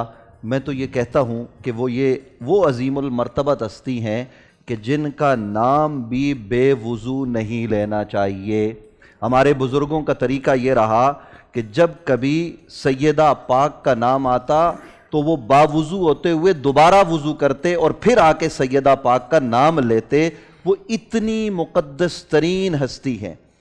और कुरान मजीद फ़ुरक़ान हमीद ने ये बात इरशाद फरमाई है कि जब नबी अकरम सल्लल्लाहु अलैहि वसल्लम को ये मरहला दरपेश आया कि नजरान के ईसाई आए और उन्होंने अपनी बात रखी और मुबाहिला का मामला दरपेश आया, तो फिर रब्बुल आलमीन ने कहा, आप कहिए तालौ नदु अबनाना व अबनाकुम व निसाना व निसाकुम व अनफुसना व अनफुसकुम। तो व निसाअना व निसाअकुम में नबी रहमत सल्लल्लाहु अलैहि वसल्लम हज़रत सैयदा पाक को लेकर गए और सैयदा पाक को लेकर जाना ये बता रहा है कि आप तमाम उम्मत की औरतों ही की सरदार नहीं है, बल्कि निसा का लफ्ज़ ला के ये बताया कि कायनात की तमाम औरतें अज़व्वल ताख़िर उन सब में सबसे बरतर अरफा वाला जनाब सैयदा ज़ारा पाक हैं। और कुरान मजीद फ़ुरक़ान हमीद ने एक बात की है हुज़ूर अलैहिस्सलाम की बाबत, इन्ना आतैना कल कौसर, हमने आपको कसरत खैर अता कर दी। ताना ये हुआ था कि नबी अकरम सल्लल्लाहु अलैहि वसल्लम के जो शहज़ादे थे, और यहाँ ये बात भी मैं नाज़रीन की खिदमत में अर्ज़ करना चाहता हूँ, 1 मिनट में मुझे इजाज़त दीजिए, वो ये कि नबी अलैहिस्सलाम की सुन्नतों की हम बड़ी बात करते हैं। आज नबी अकरम सल्लल्लाहु अलैहि वसल्लम ने अपने बच्चों के नाम क्या रखे, आज हम इधर उधर के, कोई इंडियन अदाकार है तो कोई कौन है उसके नाम पर नाम रखते हैं। नबी अलैहिस्सलाम की सुन्नत क्या है कि अपनी बेटियों के नाम क्या रखे। सैयदा ज़ाहरा का नाम आपने फ़ातिमा रखा। जब आपको अल्लाह ने नवासे अता किए तो उनके नाम हसन, हुसैन और मोहसिन रखे। अल्लाह के रसूल ने हुक्म दिया, बल्कि बताया कि नाम रखना हो तो अब्दुर्रहमान रखो, अब्दुल्ला रखो। हज़रत अबू बकर सिद्दीक का बेटा पैदा हुआ तो आपने नाम मोहम्मद रखा। ये नाम रखने में भी हम नबी अलैहिस्सलाम के तरीके को इख्तियार करें, इधर उधर जाने के बजाय नबी अलैहिस्सलाम के तरीके को इस बाब में भी इख्तियार करने की शदीद तरीन आज जितनी ज़रूरत है इससे पहले कभी न थी। हुज़ूर अकरम सल्लल्लाहु अलैहि वसल्लम, मैं अर्ज़ कर रहा था कि सूरह कौसर, इन्ना आतैना कल कौसर, ये जो नाजिल हुई है तो नबी अलैहिस्सलाम के जो बेटे थे हज़रत कासिम, हज़रत इब्राहीम, उनका तो विसाल हो गया और कुफ़ार और मुशरिकीन ने यह ताना दिया, माज़अल्लाह मोहम्मद सल्लल्लाहु अलैहि वसल्लम माज़अल्लाह सुम्मा माज़अल्लाह अबतर हो गए। तो कुरान मजीद फ़ुरक़ान हमीद ने यह ऐलान किया, हबीब आप अबतर नहीं हैं, हमने तो आपको कसरत खैर का मालिक बना दिया, अब तर तो आपका दुश्मन है, हमने आपको वो शहजादी अता की है सैयदा तैयबा ताहिरा कि जिसकी औलाद कयामत तक बाकी रहेगी। सबकी औलादें ख़त्म हो सकती हैं, सबका नसब ख़त्म हो सकता है, मुहम्मदुर रसूलुल्लाह का नसब ख़त्म नहीं हो सकता। और क़ुर्ब क़यामत में हज़रत इमाम महदी आकर इस ज़मीन को इंसाफ से भरेंगे। वो बेटा होगा जनाब सैयदा ज़हरा का, और हज़रत ईसा अलैहिस्सलाम अल्लाह के नबी और पैगंबर उनके पीछे नमाज पढ़ के ये बताएंगे कि सैयदा ज़हरा के बच्चों की इज्जत और अजमत और मकाम और मर्तबा कितना बुलंद है। मोहतरम फैसल कुरैशी साहब, आखिरी बात ये अर्ज करना चाहता हूं कि नबी रहमत सल्लल्लाहु तआला अलैहि वसल्लम ने ये फरमाया, लोगों तुम्हारे दरमियान में दो चीजें छोड़ के जा रहा हूं, एक कुरान है, दूसरा मेरी अहले बैत। सहाबा किराम रिदवानुल्लाह ताला अलैहिम अजमाइन पर हजरत अबू बकर सिद्दीक से लेकर आखिरी सहाबी तक हम सब की इज्जतें कुर्बान, हम सब के माँ बाप कुर्बान, हम तमाम सहाबा की अजमतों को सलाम करते। लेकिन हुजूर ने सहाबा की बाबत ये नहीं कहा कि मैं सहाबा को छोड़ के जा रहा हूं, हुजूर ने ये फरमाया मैं कुरान और अहले बैत को छोड़ के जा रहा हूं। क्यों कहा? हुजूर तो ये जानते थे कि 110 हिजरी में आखिरी सहाबी हजरत आमिर बिन वासिला वो ये कहेंगे कि लोगों देख लो, मैं हुजूर का आखिरी सहाबी हूं, मेरे बाद कोई सहाबी नहीं है, सहाबा का दौर खत्म हो जाएगा, सहाबा पर्दा फरमा जाएंगे, लेकिन अहले बैत सुबह कयामत तक बाकी रहेंगे। कुरान को पकड़ना है तो हिदायत मिलेगी तब जब कुरान के साथ अहले बैत को पकड़ोगे। और अहले बैत कौन है? वो सैयदा ज़हरा की औलाद है, सब असमतों वाले, लेकिन कायनात में जो इज्जत अल्लाह ने फातिमा की औलाद को अता की है, जो हसन हुसैन की औलाद को अता की है, वो इज्जत किसी और को नहीं मिल सकती। यही वजह है कि सिद्दीक अकबर जैसी अजीमुल मर्तबत शख्सियत ये कहती है, मुझे अपने बच्चों से बढ़कर मोहम्मद अरबी के बच्चे प्यारे लगते हैं, मुझे अपनी औलाद से बढ़कर अलीउल मुर्तजा के बेटे सैयदा ज़हरा के बच्चे अच्छे लगते हैं। तो आज जरूरत इस अमर की है कि हम इस घराने का जिक्र भी करें और इनसे दिली अकीदतो मोहब्बत भी रखे, इसके बगैर हमारा ईमान मुकम्मल नहीं हो सकता। जज़ाकल्लाह, जज़ाकल्लाह, जज़ाकल्लाह, माशाल्लाह, माशाल्लाह, माशाल्लाह। प्रोफेसर साहब का एंगल जरा अलग होता है तो वो मुझे अंदाज बड़ा मजे का लगता है। जी प्रोफेसर। बिस्मिल्लाह वस्सलातु वस्सलामु अला रसूलिल्लाह व अला आलिहि व सहाबी अजमाइन व बाद। आज जिस अजीम हस्ती का जिक्र हो रहा है, ये उन हस्तियों में से है जिनके जिक्र से हमारे ईमान को बालिदगी मिलती है। वाह वाह। और हमें इस्तिकामत मिलती है दीन पर। हम इनसे सीखते हैं कि ये लोग, इन्होंने दीन को कैसे संभाला और दीन की कैसे हिफाजत की। एक दफ़ा रसूल अकरम सल्लल्लाहु अलैहि वसल्लम बैतुल्लाह में नमाज पढ़ रहे थे, अब सजदे की हालत में थे। अबू जहल कहने लगा, फलां घर में फलां जगह ऊंट ज़िबा हुआ है, मन मिनकुम याति बिसलाह, कोई है जो कि उसकी ओजरी उठा लाए ताकि मैं इस पर रख दूं, सर सजदे से ना उठा सके। जी जी जी जी। तो ऐसी हुआ, उक़बा बिन अबी मुआयत उठा कर लाए, अल्लाह के रसूल की पीठ पर रख दिया, अल्लाह के रसूल सर सजदे से नहीं उठा सकते। वाह वाह। किसी ने हज़रत फातिमा रज़ी, आप छोटी थी, बच्ची थी, छोटी थी, किसी ने बताया कि बैतुल्लाह में आपके वालिद के साथ ये हुआ, फौरन दौड़ी हुई आई और आकर अल्लाह के रसूल सल्लल्लाहु अलैहि वसल्लम की पीठ से उस उजरी को हटाया और अपने वालिद की गमख्वारी की। हज़रत फातिमा रज़ी अल्लाह ताला अन्हा रसूल अकरम सल्लल्लाहु अलैहि वसल्लम की महबूब तरीन शख्सियत थी। जो मैं बिन उमैर कहते हैं, दखल तो बेअम्मती अला आयशा रज़ी अल्लाह ताला अन्हा उम्मुल मोमिनीन, मैं अपनी फुप्पी के साथ हज़रत आयशा रज़ी अल्लाह ताला के पास गया। मैंने पूछा, या उम्मा मन कान अहब्ब इला रसूलिल्लाह सल्लल्लाहु अलैहि वसल्लम निसा, और तो में से अल्लाह के रसूल से कौन महबूब तरीन शख्सियत कौन थी? फरमाने लगे, बिन्तुहा फातिमा, फातिमा सबसे प्यारी। फिर पूछा, वामिनर रिजाल, लोगों में से कौन, मर्दों में से कौन, अली ज़ौजुहा। इस हदीस से हमें पता चलता है कि हज़रत आयशा रज़ी अल्लाह ताला अन्हा कितनी मोहब्बत करती थी, और हज़रत आयशा रज़ी अल्लाह ताला वो हस्ती हैं, उनके दिल में अहले बैत की मोहब्बत ही मोहब्बत थी। जो लोग उनके बाज़ उमूर को आड़ बनाकर और उन पर तनकीद करने की कोशिश, उनको समझ लेना चाहिए कि ये हस्तियाँ वो हैं जिन्होंने अपनी ज़ात को कभी भी आड़े नहीं आने दिया, कभी अपनी आना को नहीं कहा कि मैं, उन्होंने हमेशा दीन को मुकद्दम रखा। रसूल अकरम सल्लल्लाहु अलैहि वसल्लम जब अपनी बीमारी में थे और उसके बाद आपका इंतकाल हो गया, हज़रत फ़ातिमा रज़ी अल्लाह ताला अन्हा आई तो रसूल अकरम सल्लल्लाहु अलैहि वसल्लम सरगोशी की, क्या बेटी बात सुनो। अब हज़रत फ़ातिमा ने कहा, सरगोशी की, फ़ातिमा रो पड़ी।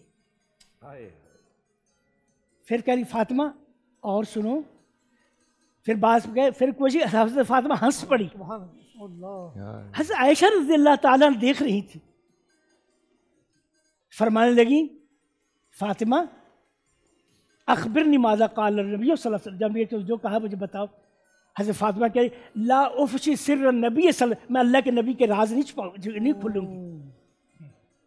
जब इंतकाल हो गया फिर हज़रत आयशा रज़ी अल्लाह ताला अन्हा ने फिर पूछा, फ़ातिमा बिमा हक़्क़ी अलैक, जो मेरा तुझ पर हक़ है उसको सोचते हुए आप मुझे बताइए, देखते हुए बताइए।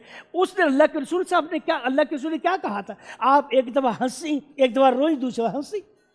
हाँ कहते अल्लाह पहले रोई थी, मैं अल्लाह मैं अब बताऊंगी मैं। तो अल्लाह के रसूल नहीं रहे। तो फरमाने लगी, जब मैंने पहले आप कान करीब किया, अल्लाह के रसूल ने मुझे कहा, फ़ातिमा जिब्रील आते थे पहले, हर साल एक दफ़ा मेरे कुरान पढ़ते थे भाई साहब, इस तरह 2 दफ़ा पढ़ा है। आपकी फ़ुक़ाहत देखें, आपकी समझदारी देखें, जब आपने 2 दफ़ा पढ़ा है तो हज़रत फ़ातिमा रज़ी अल्लाह तआला समझ गई कि आपका वक्त करीब आ गया, आप रो पड़ी। फिर आपने फरमाया, फ़ातिमा रो नहीं, इन्ना के अव्वल मिन अहली बैत तलहक़ बी, तू पहली होगी मेरे अहले बैत में जो मेरे पास आएगी। फदाहे का खुशी में हंस पड़ी। तो हज़रत फ़ातिमा रज़ी अल्लाह ताला अन्हा सिर्फ यही नहीं है, रसूल अकरम सल्लल्लाहु अलैहि वसल्लम फरमाया, जब रोई पे नबी फरमाया एक बात हदीस में कि अला तरदीना, फ़ातिमा क्या तो इस बात पर खुश नहीं है, इन्ना के सय्यदु निसाइल जन्नह वल मोमिनीन, आप जन्नत की औरतों की सरदार हैं, इससे मुराद हुरैन है। वल मोमिनीन, वो औरतें जो मोमिनीन और दुनियावी औरतें मोमिनीन की भी, उनकी भी सरदार होगी। तो हज़रत का मुकाम तो सबसे बड़ी अज़मत देखे आप, आपके हर शख्स की औलाद उसके बेटे से शुरू होती है, नस्ल उसके बेटे से होती है, लेकिन रसूल अकरम सल्लल्लाहु अलैहि वसल्लम नस्ल उसके बेटे से शुरू। अल्लाह, ये अजीम अजमत है आपकी कि अल्लाह एक तो अल्लाह ताला ने नबी की बेटियों की अहमियत बताई। वो लोग जो बेटियों की तहकीर करते हैं, बेटियों को अहमियत नहीं देते बेटों के सामने, ये अल्लाह के रसूल की बेटी है, सबसे पाकीज़ा नस्ल, सबसे पाकीज़ा ख़ानदान, सबसे पाकीज़ा खनवादा इस बेटी से शुरू हुआ। आज मुसलमानों के लिए ज़रूरी है, मुसलमान औरतों के लिए ज़रूरी है कि इन हस्तियों को अपना कुदवा बनाएं, इनके पीछे चले। और फिर आपने एक चीज़ बारे में ख़त्म करूँगा, माशाल्लाह इस उलमा ने बहुत अच्छी अच्छी बातें की। एक दफ़ा रसूल अकरम सल्लल्लाहु अलैहि वसल्लम के पास कुछ गुलाम आए, कैदी आए, तो बुखारी शरीफ में थे, तो आप तकसीम कर रहे थे। हज़रत अली रज़ी अल्लाह ताला फरमाने लगे फ़ातिमा से, फ़ातिमा आप चक्की पीट कर आपके हाथों पर पानी उठा कर आपके पीठ पर हो गया, घर का काम खुद कर दी, चक्की पीसती। हज़रत फ़ातिमा नबी करीम से पास गई है, अब्बा जी आपके पास आए हैं कैदी आए हैं, एक हमें भी दे दीजिए। आपने क्या फरमाया, फ़ातिमा ये साहबे सुफ़ा को छोड़कर मैं आपको नहीं दूंगा, ये साहबे सुफ़ा जो बैठे हुए दिन रात दीन पढ़ रहे हैं मेरा, ये ज़्यादा हकदार हैं। तुम ऐसा किया करो, सोते हुए 33 बार सुभान अल्लाह और 33 बार अल्हम्दुलिल्लाह, 33 ये तुम्हारे गुलाम से बेहतर अल्लाह। इस हदीस में एक चीज़ मिलती है हमें कि रसूल अकरम सल्लल्लाहु अलैहि वसल्लम अपने अहले बैत को दुनिया की आलूदगी साफ रखा, आपने कभी भी किसी अपने अहले बैत में किसी को कोई मोहदा नहीं दिया। तो ये वो हस्तियां हैं जो हमारे लिए मशले राह हैं। बेशक वो हस्तियां हैं जो हमारे लिए जिंदगी का उजाला है। इनकी जिंदगी को देकर हम अपनी जिंदगी की राह निकालते हैं। अल्लाह से दुआ है कि अल्लाह ताला हम सबको इनका ताबेदार रखे और हमारे दिलों में इनकी मोहब्बत हमेशा के लिए जागृत करे। वाह प्रोफेसर साहब, सुभान अल्लाह। शाह साहब आपकी तरफ आता हूँ मैं, और माशाल्लाह से सभी बात हो गई। मैं ये चाहता अलग अलग पहलू आते हैं तो अच्छा लगता है जी। बिस्मिल्लाहिर्रहमानिर्रहीम। मैं सबसे पहले तो इन तमाम बुजुर्गवारों का और उलमाए कराम का वाकई तहे दिल से शुक्रगुजार हूँ कि मुझे महसूस हो रहा था जैसे ये बोलते रहें और मैं सुनता रहूँ। सच्ची बात यह है और हकीकत यह है कि जब हर एक इनमें से, यानी कोई एक की बात नहीं कर रहा, जब बोल रहा था तो मुझे लग रहा था जैसे मेरे दिल की तर्जुमानी हो रही है। बेशक अल्लाह तबारक व तआला इस ज़ात मुक़द्दस की बरकत से इन सब को और हम सब को दुनिया और आखिरत दोनों में पाकीज़गी और निजात अता फरमाए। आमीन आमीन। देखिए, हज़रत ज़हरा सलामुल्लाह अलैहा अहलुल बैत की महवर और मरकज़ हैं। अहलुल बैत के दरमियान ये जो आयत उतरी है, इन्नमा युरीदुल्लाहु लियुज़हिबा अन्कुमुर रिज्सा अहलल बैत व युतहिरकुम तत्हीरा, और इसी तरह से वो जो आयत अहलुल बैत की अज़मतों को बयान करने के हवाले से, चाहे मुबाहिला में है या दीगर जगहों में है, इन तमाम आयात को अगर आप नचोड़ कर देख लें तो महवर और मरकज़ फ़ातिमा की ज़ात नज़र आती हैं। सुभान अल्लाह।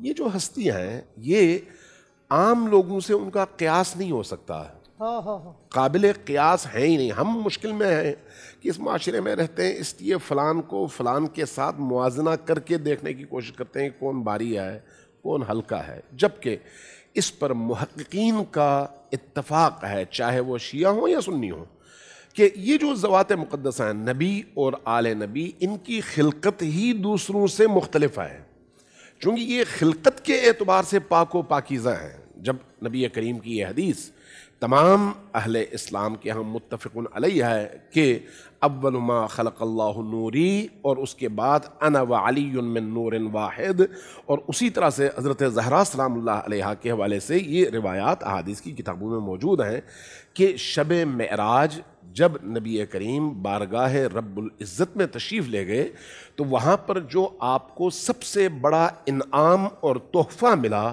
उन इनामात में सबसे बड़ा तोहफ़ा फ़ातिमा ज़हरा सलामुल्लाह अलैहा का वजूद अक़दस है शब मेराज में। उस एतबार से जब हम देखते हैं तो अहलुल बैत के घराने को हम फिर उनकी उम्र के तराजू में नहीं देखते कि किसकी उम्र क्या है और उम्र के लिहाज से कौन बड़ा है कौन छोटा है, फ़लान छोटा है फ़लान बड़ा है, चूँकि अनबिया के घरानों में उम्रों का कोई मतलब नहीं होता, वहाँ पर उनके मकाम का मतलब होता है। और फ़ातिमा ज़हरा सलामुल्लाह अलैहा वो हस्ती हैं।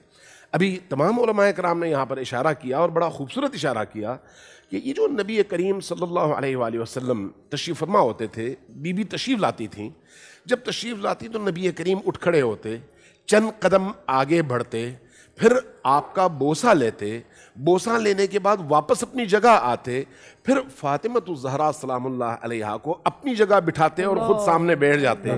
मेरा एक सवाल है, क्या ये एक बाप की बेटी से मोहब्बत का इजहार है या फिर ख़ातमुन नबीयीन का फ़ातिमा ज़हरा से इश्क और मोहब्बत का इजहार है? सोचने वाली बात यह, अगर बाप का बेटी से हो तो मुझ पर भी उसको सुन्नत के तौर पर कबूल करना फर्ज है। बिल्कुल, हर मुसलमान पर फर्ज हो जाएगा कि वो अपनी बेटी का इस तरह से एहतराम करे कि वो जब आए तो खुद उठे, उस पर बाप पर फर्ज है, चूंकि वो नबी करीम की सुन्नत होगी। लेकिन हम देखते हैं कि नहीं, ऐसा नहीं है। ये सिर्फ और सिर्फ फ़ातिमा ज़हरा सलामुल्लाह अलैहा के साथ इख्तिसास रखता है कि नबी करीम फ़ातिमा ज़हरा सलामुल्लाह अलैहा के मकाम को बयान फरमा रहे हैं। यही वजह है कि जब नबी करीम हज़रत ज़हरा सलामुल्लाह अलैहा के दरवाजे पर तशरीफ़ लाते हैं तो वहाँ पर ऊंची आवाज़ से फरमाते हैं, अस्सलामु अलैकुम या अहल बैत नबुव्वह, ए नबूवत के घर वालों तुम पर मेरा सलाम हो। इसलिए हम देखते हैं कि ये जो घराना है, ये घराना वो है जिन पर सलाम भेजना, जिन पर दुरूद भेजना हमारी नमाजों का हिस्सा है। क्या कायनात में कोई और घराना ऐसा है जिन पर दुरूद भेजना हमारी नमाज का हिस्सा बने? शाह साहब यहीं पे रुकिएगा, लाहौर में अजान का वक्त हो गया है, वो सुन के वापस आ रहे हैं।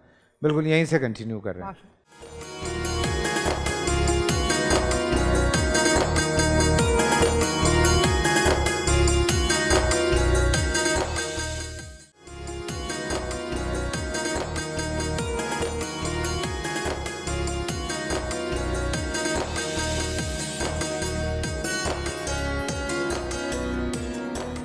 अस्सलाम वालेकुम जी, एक दफ़ा फिर आप सबको खुश आमदीद कहते हैं।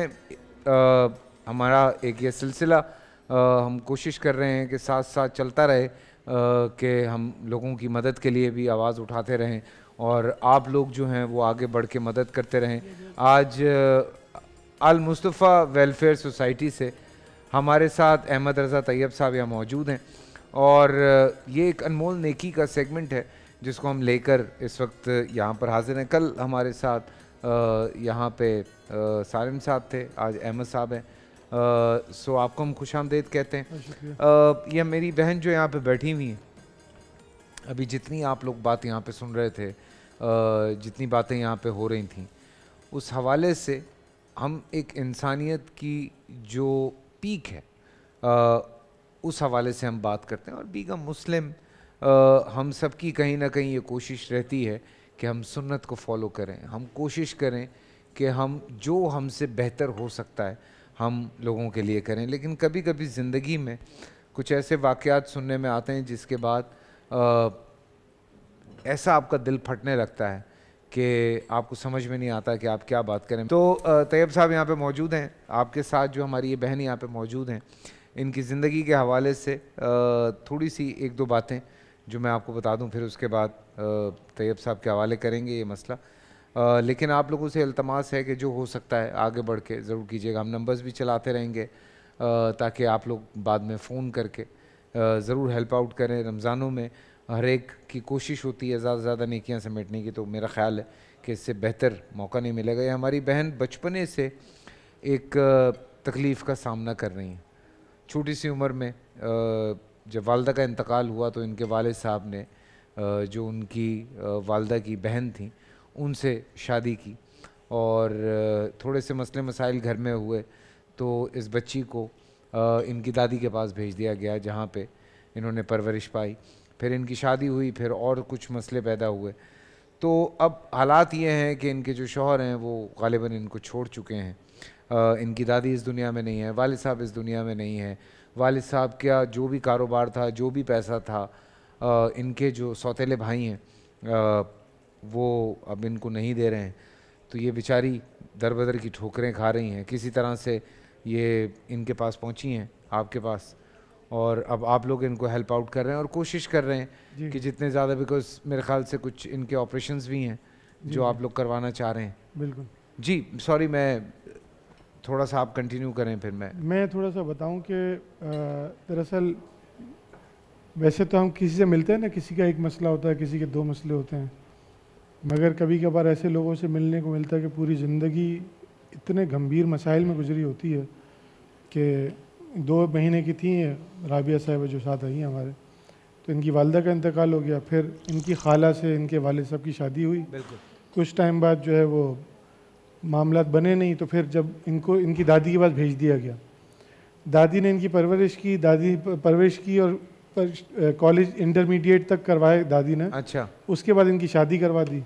शादी ऐसे शख्स से हो गई कि उसने बेटी की पैदाइश से ही, वो जो एक हमारे माशरे में बहुत सारे ऐसे लोग होते हैं जो बेटी की पैदाइश पर जो है वो लान तान और बहुत सारे मामलात करते हैं। सुन रहे हैं आप? तो इस सुने, आज देखें इत्तेफाक कैसा है। आज हम क्या बात करके हटे हैं और क्या बात सामने आई है। अल्लाह, वो भी तो एक बेटी से पैदा है। वो क्यों कह रहे हैं कि बेटियां मानूस होती हैं? उन्होंने धक्के देके निकाल दिया। जब बेटा हुआ, बेटा फिर 6 महीने के बाद जब बेटा होने लगा तो उसमें अल्ट्रासाउंड में बेटी आ गया, तो उसने जब भी धक्के देके निकाल दिया। जब बेटा हुआ तो उन्होंने कहा कि ये बेटा मेरा नहीं है, नाजायज़ है। तो इस वजह से ना मैंने फिर अकेले, मेरी माँ ने भी उसी रात को धक्के देके निकाल दिया। अब बताएं एक लड़की कहाँ जाती? जिसको कुछ भी नहीं पता, जिसको सिर्फ अपनी दादी के अलावा, अपने घर के अलावा कोई रास्ता नहीं। अब ऐसी फिर मैं कई दिन तक मेरे को कई लोगों ने तंग किया। मैं एक घर बदला, फिर दूसरा घर बदला, लोगों ने मुझे सुकून से रहने नहीं दिया। थर्ड घर बदला, चौथे घर के बाद मुझे अहमद रज़ा की तरफ से फिर मुख्तार बाबा आए, फिर उन्होंने मुझे शरीफ बलोच, आपके टीवी के एक एक्टर भी हैं, तो वो शरीफ बलोच पुलिस के वर्किंग में भी काम भी कर रहे हैं, तो वो मुझे इनके पास लेके आए। फिर मैं इनसे मेरी इमदाद का सिलसिला शुरू हुआ और अभी तक मेरे 2 ऑपरेशन हो चुके हैं और मेरे बच्चों की हर चीज़ इन्हीं के हाथ में है, इन्हीं के हाथ में। इनका 2014 में इनका बेटा जब होने वाला था तो इनके साथ ये हुआ कि शौहर ने निकाल दिया, फिर माँ ने भी निकाल दिया, फिर अब बच्चा पैदा हुआ है, घर इवन ये इस हालत तक पहुंच गई थी कि किराएदार ने इनको घर खाली करने के लिए कह दिया था। फिर ये शरीफ बलोच जो इनके इलाके में एक साहब रहते हैं, मेरे पास ना प्लेट थी, ना पंखा, ना कुछ, सिर्फ एक घर था जिसमें टीन की छतों वाला, उस घर में मुझे रहना है। जब इनके पास आई थी मेरे पास पंखा नहीं था, मेरा बेटा हुआ था, मैं बेटे को यूँ खींचती थी थोड़ा थोड़ा खिड़की के पास कि थोड़ी सी हवा आ जाए, ऐसे करके मैंने अपने बच्चे को, वो चारों तरफ से पानी घेरा, हमें बच्चों को दोनों को गोद में लेके बैठना बड़ा अजीब सा लगता था, मगर मेरी थी मजबूरी कि बेटी होना सबसे ज़्यादा मुसीबत का काम था। माइक ज़रा करीब रखें बहन। बेटी होना ना थोड़ा अजीब सा था, इसलिए मैंने ना, क्योंकि अकेले रहना बहुत मुश्किल होता है, लोग जीने नहीं देते, इतनी आसान ज़िंदगी नहीं होती हम बेटियों की। जो अकेले चलते हैं ना उन्हें बहुत मुश्किलें उठानी पड़ती हैं, क्योंकि माँ बनना बहुत मुश्किल काम है दुनिया में। मुझे अब क्योंकि अभी जब मेरा पहला ऑपरेशन हुआ मेरे बच्चे घर में बंद थे, 3 दिन घर में बंद थे, फिर मुख्तार साहब है ना, इनके पास थे जो मेरे लिए कफ़ालत के लिए आए थे, वो फिर मेरे बच्चों को घर से निकाल के लेके गए। 2 दिन मेरे बच्चे घर में बंद थे, खिड़की में पैर लटका के बैठे थे कि हमारी माँ आएगी। फिर मेरा सेकंड ऑपरेशन हुआ, तब भी मेरे बच्चे 3 दिन घर में बंद थे। आप बताएं कि अगर कल मैं मर जाती हूँ तो इनके सर पे कौन होगा? मेरा तो बहुत मुश्किल वक्त है, इसलिए मैं थर्ड ऑपरेशन नहीं करा रही कि मैं इनको कैसे करूँगी, क्योंकि इनको आस रहती है। अभी हम बाहर बैठे हुए थे, बातचीत कर रहे थे, तो मेरे 4 एक्सीडेंट हो चुके हैं। मेरे शौहर ने धक्का दे दिया था मुझे पुल से नीचे कि बेटी मानूस होती है, मुझे मारने की कोशिश की। मेरी बेटी को कनोला निकाल निकाल के फेंक देता था, दीवारों में सर मारता था, बहुत अजियतें दी उसने मुझे, बहुत तकलीफ़ें दी कि बस बेटी नहीं चाहिए, मनूस होती है, तुम मनूस है, तुम्हारे बाप ने कुछ नहीं दिया। एक तो हम लोग इंडिया से जो पाकिस्तान आ गए ना, वो हिंदुओं की उस बेटी के इस मसले से निकल रहे। हातिम ताई की बेटी अल्लाह के रसूल सल्लल्लाहु अलैहि वसल्लम की बारगाह में लाई गई, अल्लाह के रसूल ने उनको अपनी चादर पेश की। कुछ लोगों ने कहा, कहने वालों ने कि ये तो काफिर है, काफिर की बेटी है, तो अल्लाह के रसूल सल्लल्लाहु अलैहि वसल्लम फरमाया बेटी बेटी होती है। हुजूर ने काफिरों की बेटी का भी इकराम किया कि वो बेटी है।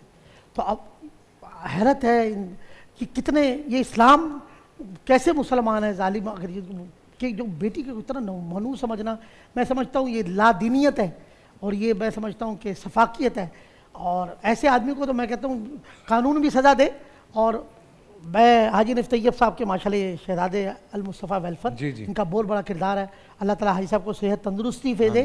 और कराची में पूरे पाकिस्तान में मेडिकल कैंप माशाल्लाह अहमद के हाजी नफ़ तैयब साहब। कैसे अहमद भाई ये मैनेज कर रहे हैं आप लोग सारा इनका मसला? हमारा एक कफ़ालत का प्रोग्राम भी है, अल मुस्तफ़ा वेलफेयर सोसाइटी के हेल्थ एजुकेशन और सोशल वेलफेयर में काम करती है। तो उसमें कफ़ालत का सेगमेंट है जिसमें हमारे पास कराची में 1000 के करीब फैमिलीज़ रजिस्टर्ड हैं और इसके अलावा मुख्तलिफ़ शहरों में ऐसी फैमिलीज़ को हमारे लोग ढूंढते हैं, आइडेंटिफाई करते हैं, इन्वेस्टिगेट करते हैं, फिर उनकी कफ़ालत का सिलसिला होता है।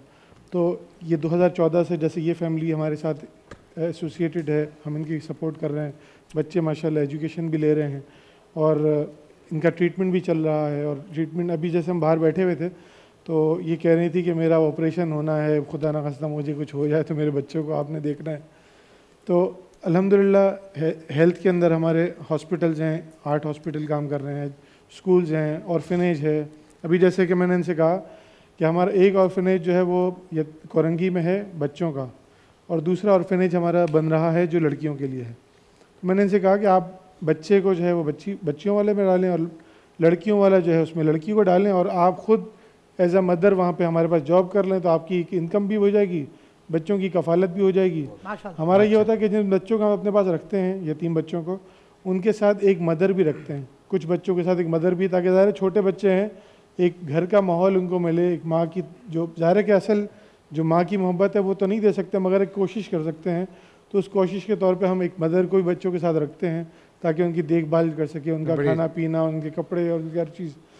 तो ये भी मैंने इनसे कहा है कि अब इंशाअल्लाह ताला जल्द 6-8 महीने हमारा ऑर्फनेज बच्चियों का भी तैयार हो जाएगा, तो वहाँ पे आएँ और अपनी बच्ची की भी कफ़ालत करें और दूसरों की भी देखभाल करें। फैसल भाई, इसमें एक बात मैं ये कहना चाहता हूँ, हाजी साहब किबला जो है हमारे यानीफ तैयब साहब या ये तो खैर इस तरह की फैमिलीज़ को ये देखते हैं।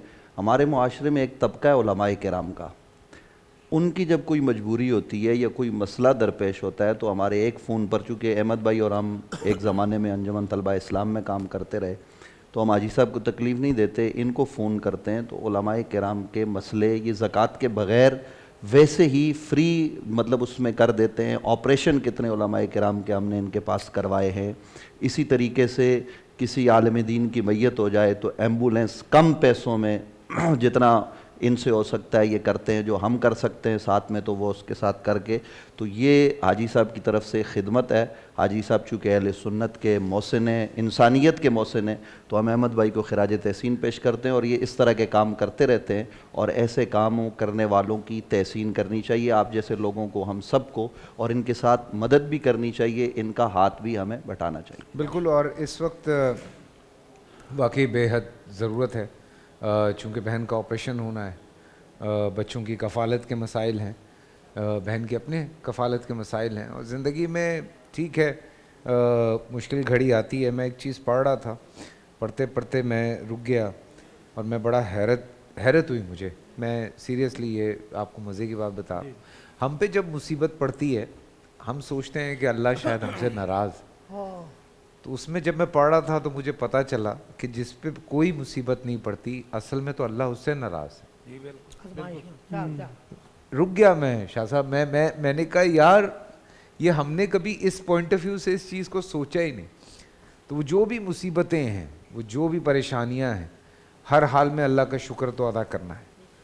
देखें, ये मानना है हमारा कि हमें हर मुश्किल, हर परेशानी, हर बीमारी में अल्लाह का शुक्र अदा करना है। जो भी परेशानियां हैं वो कितने सालों की हैं, ज़्यादा से ज़्यादा कितने सालों की हैं, हम तो ये कहते हैं जो ता हयात ज़िंदगी है वहाँ पे यही मुश्किलात हमारे लिए आसानियाँ बन जाएगी। करबला वालों से बड़ी तो किसी की मुश्किल नहीं है, आप उसको याद करें, अल्लाह रहम फरमाएगा। अल्लाह रहम फरमाएगा, बिल्कुल रहम फरमाएगा। और जो लोग इस वक्त हमारी बात सुन रहे हैं उनसे ये दरख्वास्त है मेरी, हम ये इनका अल-मुस्तफ़ा का जो हमारा UAN नंबर है वो भी चला रहे हैं, जो दूसरा नंबर है वो भी चला रहे हैं। प्लीज़ कॉल कीजिए, हेल्प आउट कीजिए, और जितना आपसे हो सकता है उतना आगे बढ़ के हेल्प आउट कीजिए। तो अल-मुस्तफ़ा वेलफेयर सोसाइटी से इस वक्त सिर्फ यहाँ पे एक केस मौजूद है। अगर हम अलग अलग चीज़ों पे जाएं तो और न जाने कितने लोग हैं जिनको इस वक्त मदद की ज़रूरत है।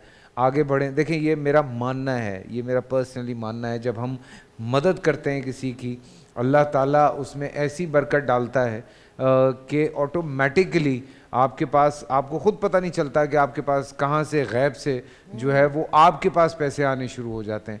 तो जितना होता है अल्हम्दुलिल्लाह, पाकिस्तानी जहाँ भी मौजूद हैं, मैं ये बात जानता हूँ बिकॉज़ मैं ये ख़ुद एक्सपीरियंस कर चुका हूँ। लोग जिस तरह आगे बढ़ के मदद करते हैं उस तरह आगे बढ़ें, मदद करें, लोगों के काम आएँ।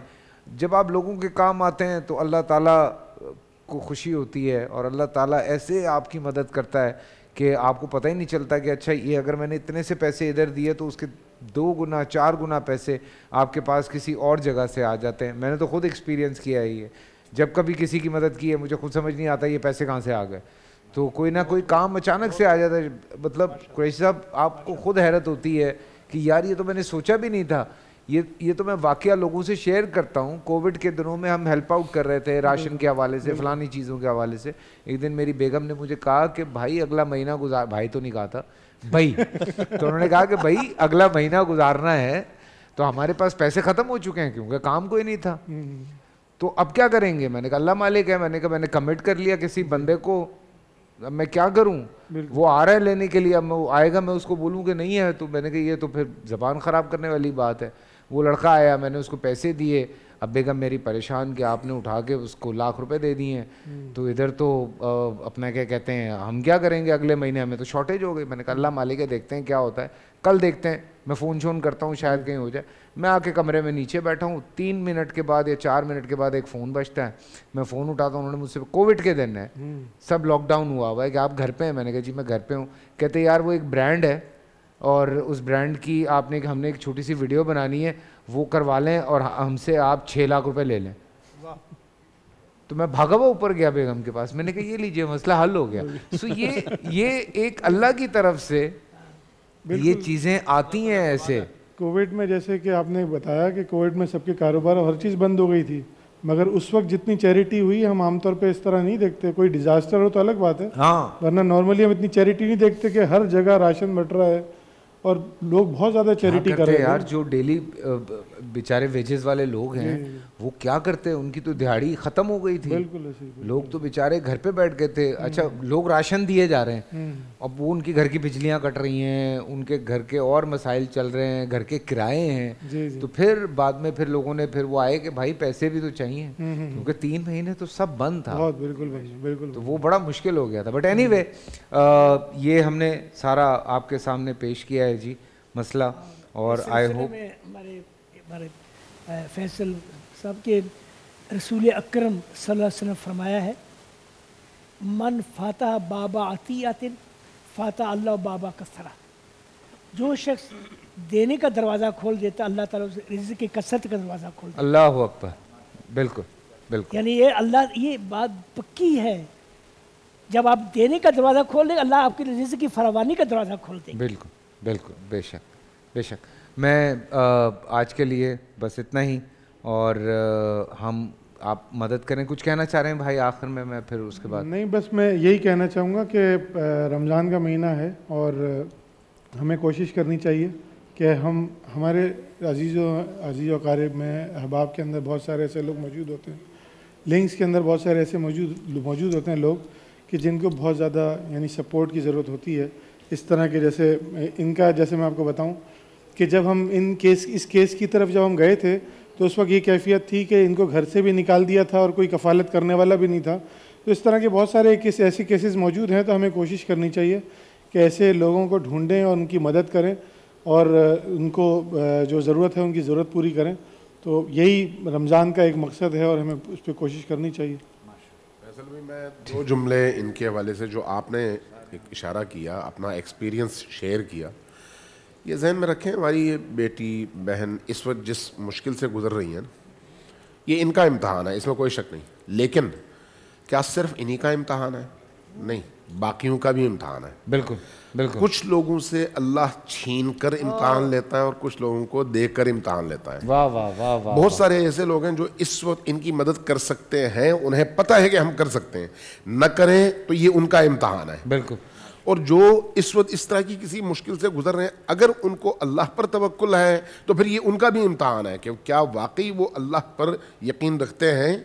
अगर रखते हैं तो फिर परेशान नहीं होना चाहिए, अल्लाह अपने बंदों को अकेला नहीं छोड़ता। बिल्कुल। तो इसलिए दोनों तरफ से ये इम्तहान है। इंशाअल्लाह ताला इनका बंदोबस्त अल्लाह खुद करेगा और नेक बंदे निकल आएंगे। आमीन सुम्मा आमीन। अज़ान फजर का वक्त हुआ है, आइए अज़ान फजर सुनते हैं, उसके बाद वापस आएंगे।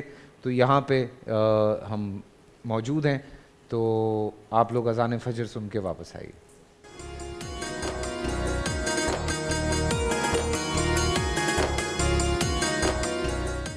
अल्लाहु अकबर अल्लाहु अकबर अल्लाहु अकबर अल्लाहु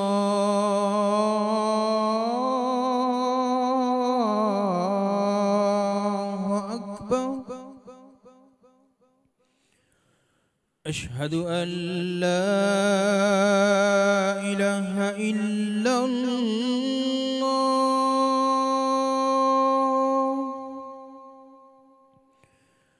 अशहदु अन ला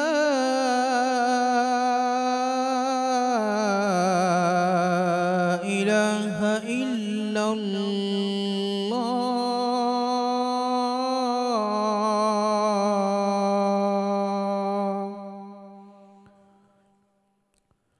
अशहदु अन्न मुहम्मदर रसूलुल्लाह।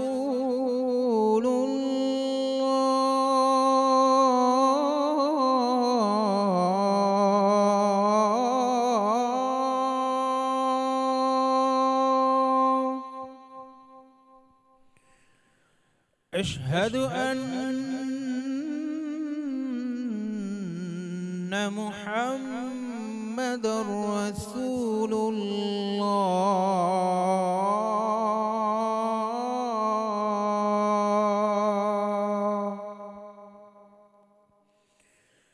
हय्य अला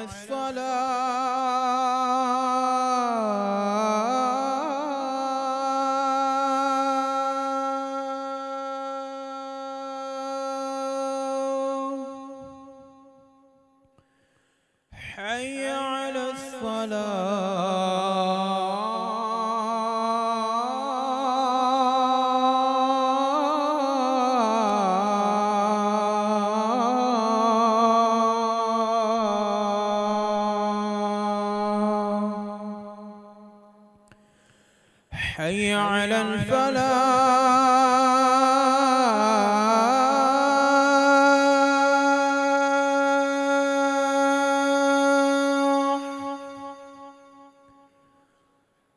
حي على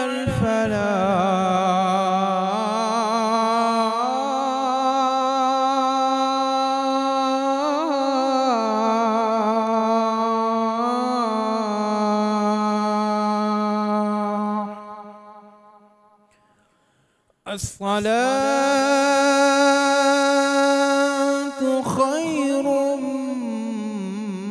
من النوم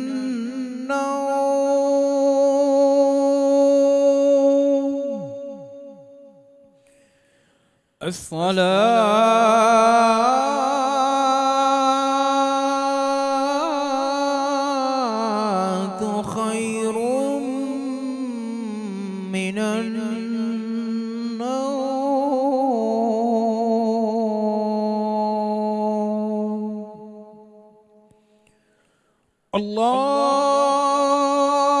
الله أكبر الله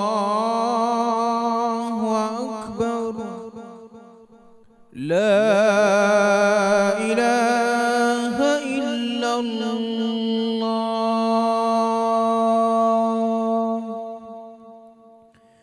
اللهم رب هذه الدعوة التامة والصلاة القائمة آت محمدا الوسيلة والفضيلة والدرجة الرفيعة وابعثه مقاما محمودا الذي وعدته وارزقنا شفاعته يوم القيامة إنك لا تخلف الميعاد तू है हसनैनो ज़ैनब की माँ फातिमा तू है हसनैनो ज़ैनब की माँ फातिमा तू है हसनैनो ज़ैनब की माँ फातिमा हसनैनो ज़ैनब की माँ फातिमा कोई तुझे सा हुआ है कहाँ फातिमा कोई तुझे सा हुआ है कहाँ फातिमा है नबी मुकर्रम की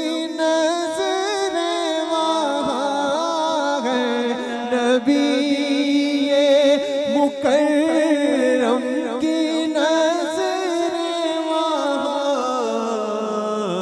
तेरा लुत्फ़ करम है जहाँ फातिमा तेरा लुत्फ़ करम है जहाँ फातिमा कोई तुझे जैसा हुआ है। चेहरा नबी का जर्द हो जाए, जो हो जाए तू बेकरार फातिमा, कोई तो जैसा हुआ है कहाँ फातिमा। ना फिर आज मुझे अपने दर से तू खाली के तेरे बाबा है शाहों के शाह या ज़हरा, क्योंकि कोई तो जैसा हुआ है कहाँ फातिमा, कोई तो जैसा हुआ है फातिमा। मलाइका तेरी अज़मत के गीत गाते हैं, अंबिया में तेरा है तेराम या ज़हरा, कोई तो जैसा हुआ है कहाँ फातिमा। हुसैन की जन्नत है फातिमा ज़हरा, अली पाक की जीनत है फातिमा ज़हरा, कोई तो जैसा हुआ है कहाँ फातिमा, कोई तो जैसा हुआ है। और जो रखे तेरे बच्चों से बुग़्ज़ाना, जो रखे तेरे बच्चों से बुग़्ज़ाना, जो रखे तेरे बच्चों से बुग़्ज़ाना, फिर न उसको मिलेगी आमा फातिमा, फिर न उसको मिलेगी हाकिम को के तौबा उसको न मिल सकी, एक बार जिससे हो गई नाराज फातिमा, फिर न उसको मिलेगी आमा फातिमा। सखा कमर कस अता सरापा जनाब ज़हरा, नबी की सीरत नबी की सूरत नबी का नक्शा जनाब ज़हरा, रसूल आज़म की प्यारी दुख्तर, शहीद आज़म की पाक मादर, जनाब शेरे खुदा की बानो जिना की मलका जनाब ज़हरा, सरापर रहमत सरापर राहत सरापर इफ़्फ़त सरापर रहमत, रसूल अकरम के दिल की ठंडक, रसूल अकरम के दिल की ठंडक, बतूल अज़रा जनाब ज़हरा, फिर क्यों न कहे कि कोई तुझसा हुआ है।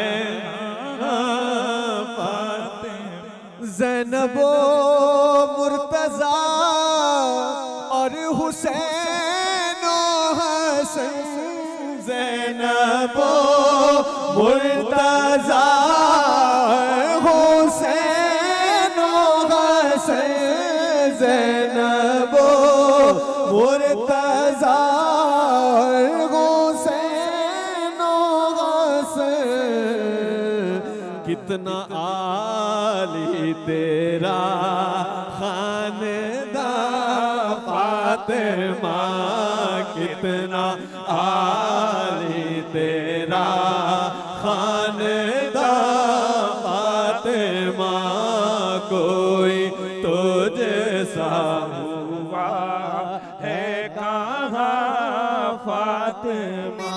जो इसकी इजाजत मुझे शरीयत से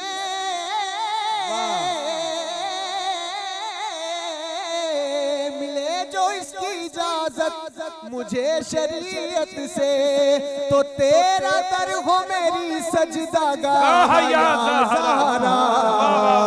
क्योंकि कोई तुझे सा हुआ है कहाँ फातिमा। जन्नत में फातिमा की कनीज़ें जहाँ रहे, मेरी यही दुआ है मेरी माँ वहाँ रहे।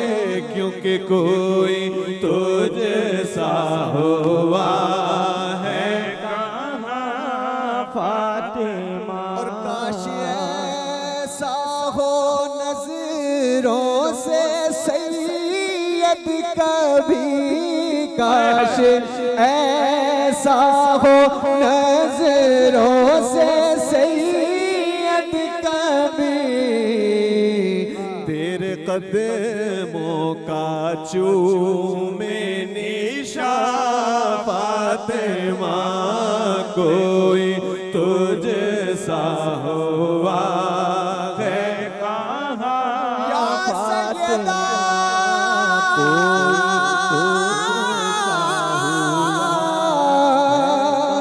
तैयबा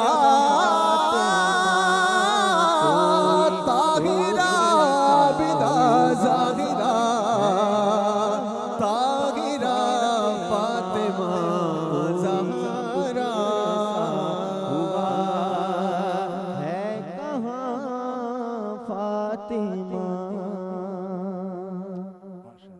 रब का एहसान है, माहे रमजान है। अल्हम्दुलिल्लाह रब्बिल आलमीन वस्सलातु वस्सलामु अला सय्यिदिल अंबिया वल मुरसलीन। नाज़रीन कराम, हाज़रीन महफिल, अस्सलामु अलैकुम वरहमतुल्लाहि वबरकातुहू। मैं हूँ आपका मेज़बान हाफिज़ मोहम्मद। रब का एहसान है, माहे रमजान। फिर अगली बात की तरफ आता हूँ मैं कि हज़रत उमर फारूक फरमाते हैं कि मैंने 23 साल कामिल नबी पाक से सिर्फ सूरह बकरा। कराम, मोहब्बतों के सिलसिले जारी और सारी रहेंगे। जी हाँ, हमारी ये नशरियात रमज़ान में बोल टेलीविज़न पर आप रोज़ाना सुबह 5 बजे देखते हैं। इंशाल्लाह कल आपसे एक मरतबा फिर मुलाकात होगी। हमारे नए मेहमान होंगे, खूबसूरत बातें होंगी, प्यारी प्यारी नातें होंगी। कल तक अपने मेज़बान को इजाज़त दीजिए। अस्सलामु अलैकुम रहमतुल्लाहि व बरकातुहू। रब का एहसान है, माहे रमज़ान है।